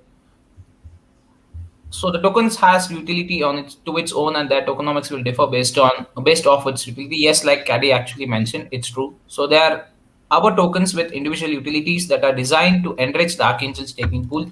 Not only the staking pool would be for the reward per se, but each token will have its own use case in the real world as well. So it will not only be towards enriching your staking pool.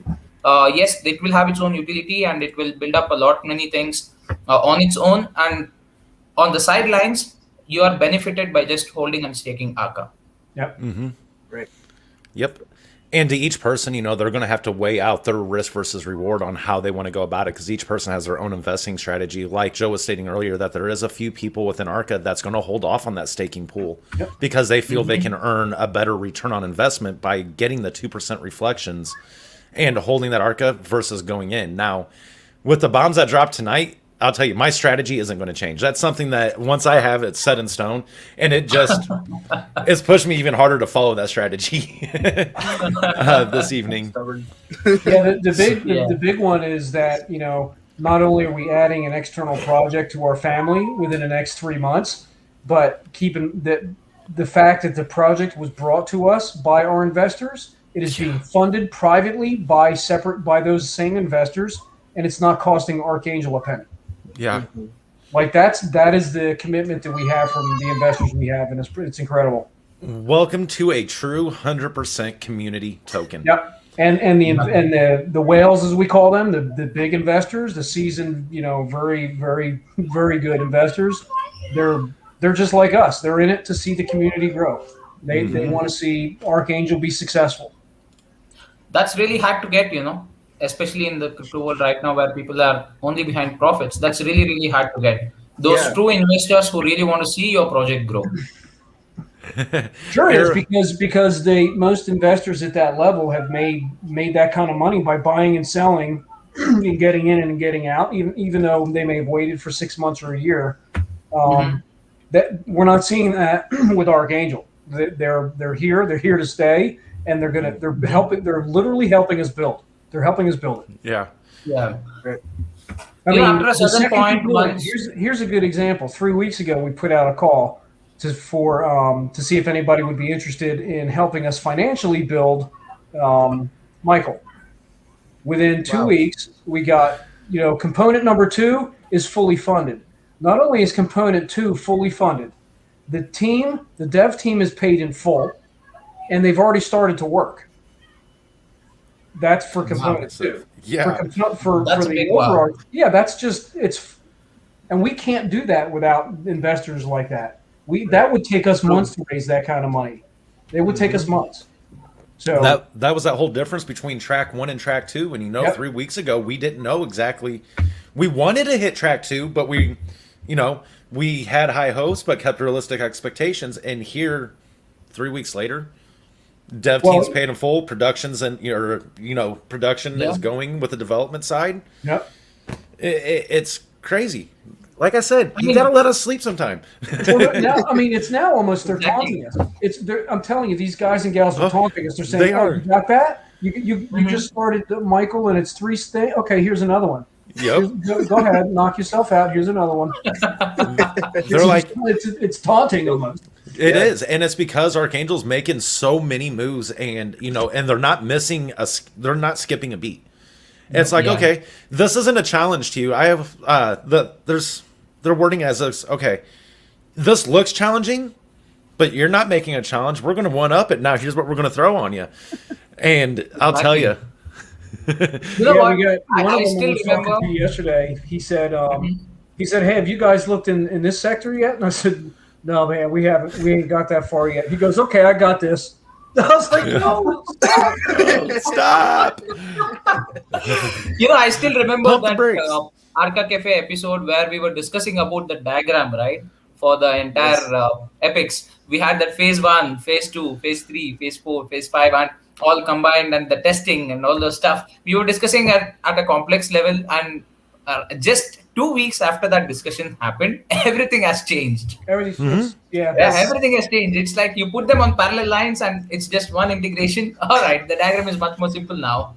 Yeah, the thing about with Archangel, the technical roadmap is going to need a poster. It won't fit on one page. Yeah, it's going to be stuck.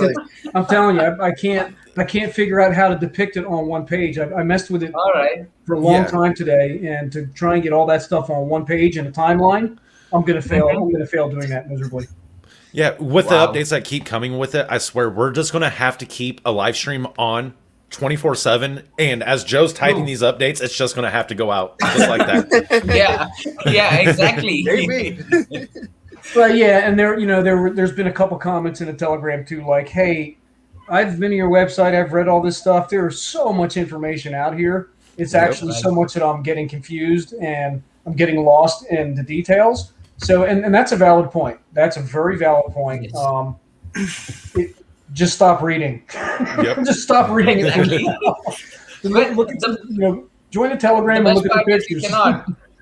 There's so much to actually run through. You cannot stop reading. Right. Yeah, there's a lot.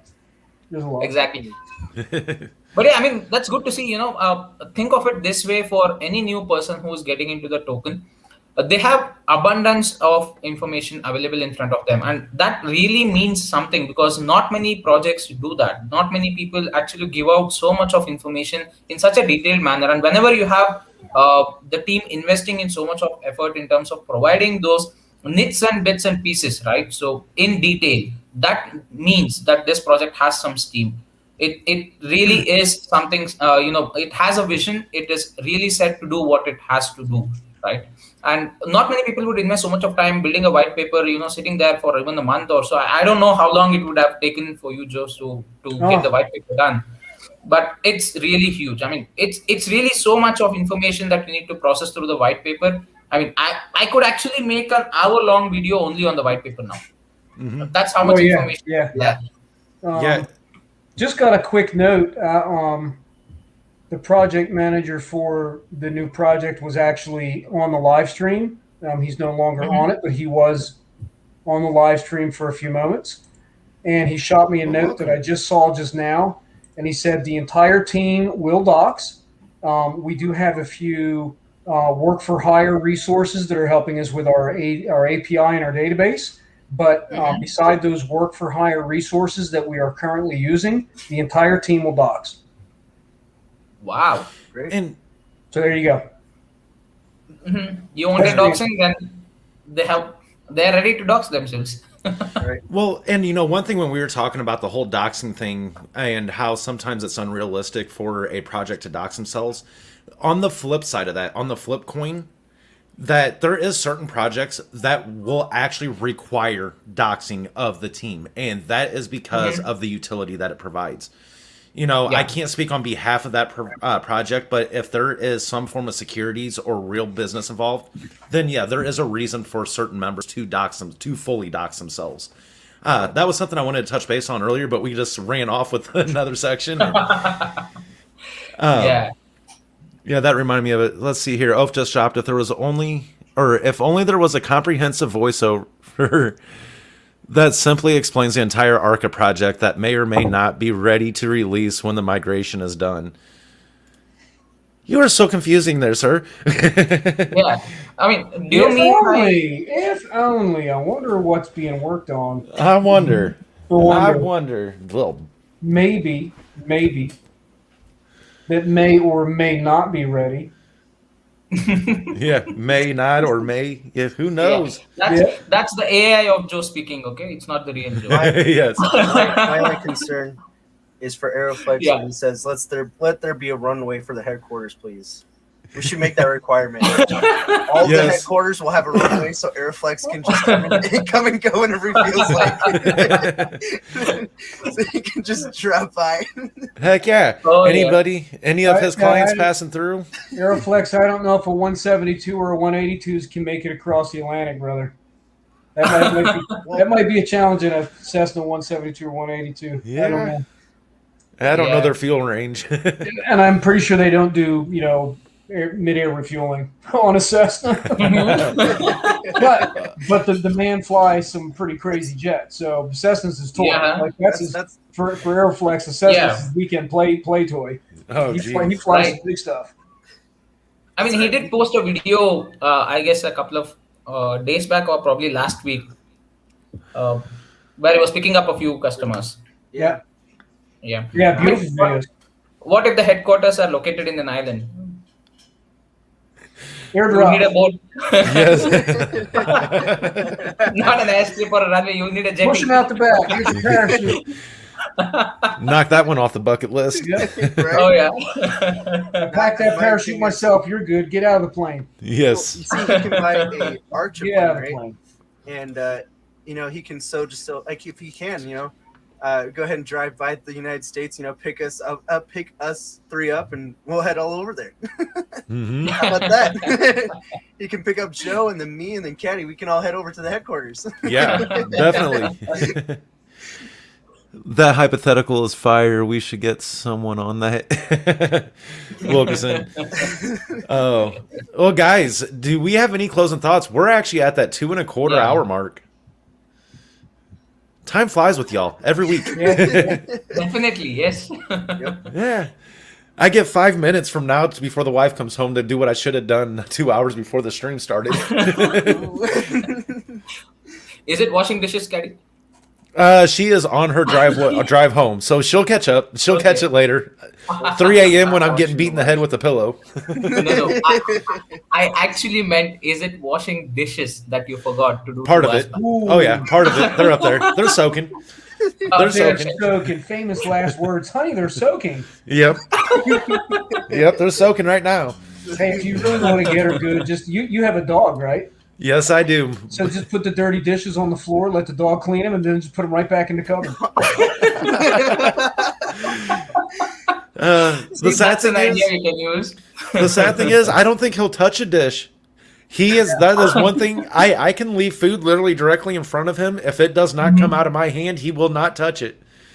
Now he has a thing. One of his little tips is if he wants something though and you won't give it to him, he'll come up, look at you, and then he will breathe in and sneeze. Like he pulls that kid move. Like, oh, you're gonna eat that? Chew. Here, now it's mine. He does that every freaking time. Every time. Nice. Yeah, he's my boy. He's got one heck of a personality for dang sure. Wonder where it came from. I'm innocent. I promise I'm innocent, I tell you. Get those dishes done, bro? Yes. Yeah, I gotta. Well, gentlemen, I do need to get off here, get some things wrapped up, and get back to work after all that's said and done. All right. Awesome. It was fun today. Always, guys. This is what I look Yeah. forward to every weekend. Every weekend with you guys. Yeah, it's good seeing everybody. Thank you for the great questions in the comments, and we'll keep everybody informed as the migration steps continue. Yes. I think we just had a comment drop down in the Telegram. Is this project still legit? I think I need to go attend to that real quick. I guess. No, I think we don't need to attend it. I think we will direct them to our other Arca Cafe recordings. So let them run through that once and they can Exactly. That's what I was just going to say. Yeah. Here's the link to come Yeah. check us out. That's it. And then you can then decide whether it's a legit project or not. Yeah, that's all right. Do it. I was going to say, Ed already jumped all over it. Yeah. I just missed That this. may I not guess. that may not be pretty because he's pretty tired right now. So Yes, I know. He's like a child when it comes to that. When he gets tired, he's cranky. Nothing bad Ed against just- our guy Ed. I love you, Ed, if you're still listening. yeah. I mean, Ed just did quote, you don't want to see a panda. Well, I think we have seen a fair share of many animals out there. So it's okay to see a panda. Pandas Yeah. are cute. I was. Let's see if I can show it here. I was trying to draw it out, but that's my drawings. Yeah. There, we can post that on Ed's Facebook. Well, the reason why the panda thing is because being awake pretty much for the whole weekend straight gives you the black eyes. Yeah, the black rings I around know. the eyes. The dark circles. That's You know, the panda. Right. my camera's really good at hiding it, but I promise you, I mean, one you look have a in lot the of mirror. filters. You have a lot of filters available right now. So beautify your face. Yeah.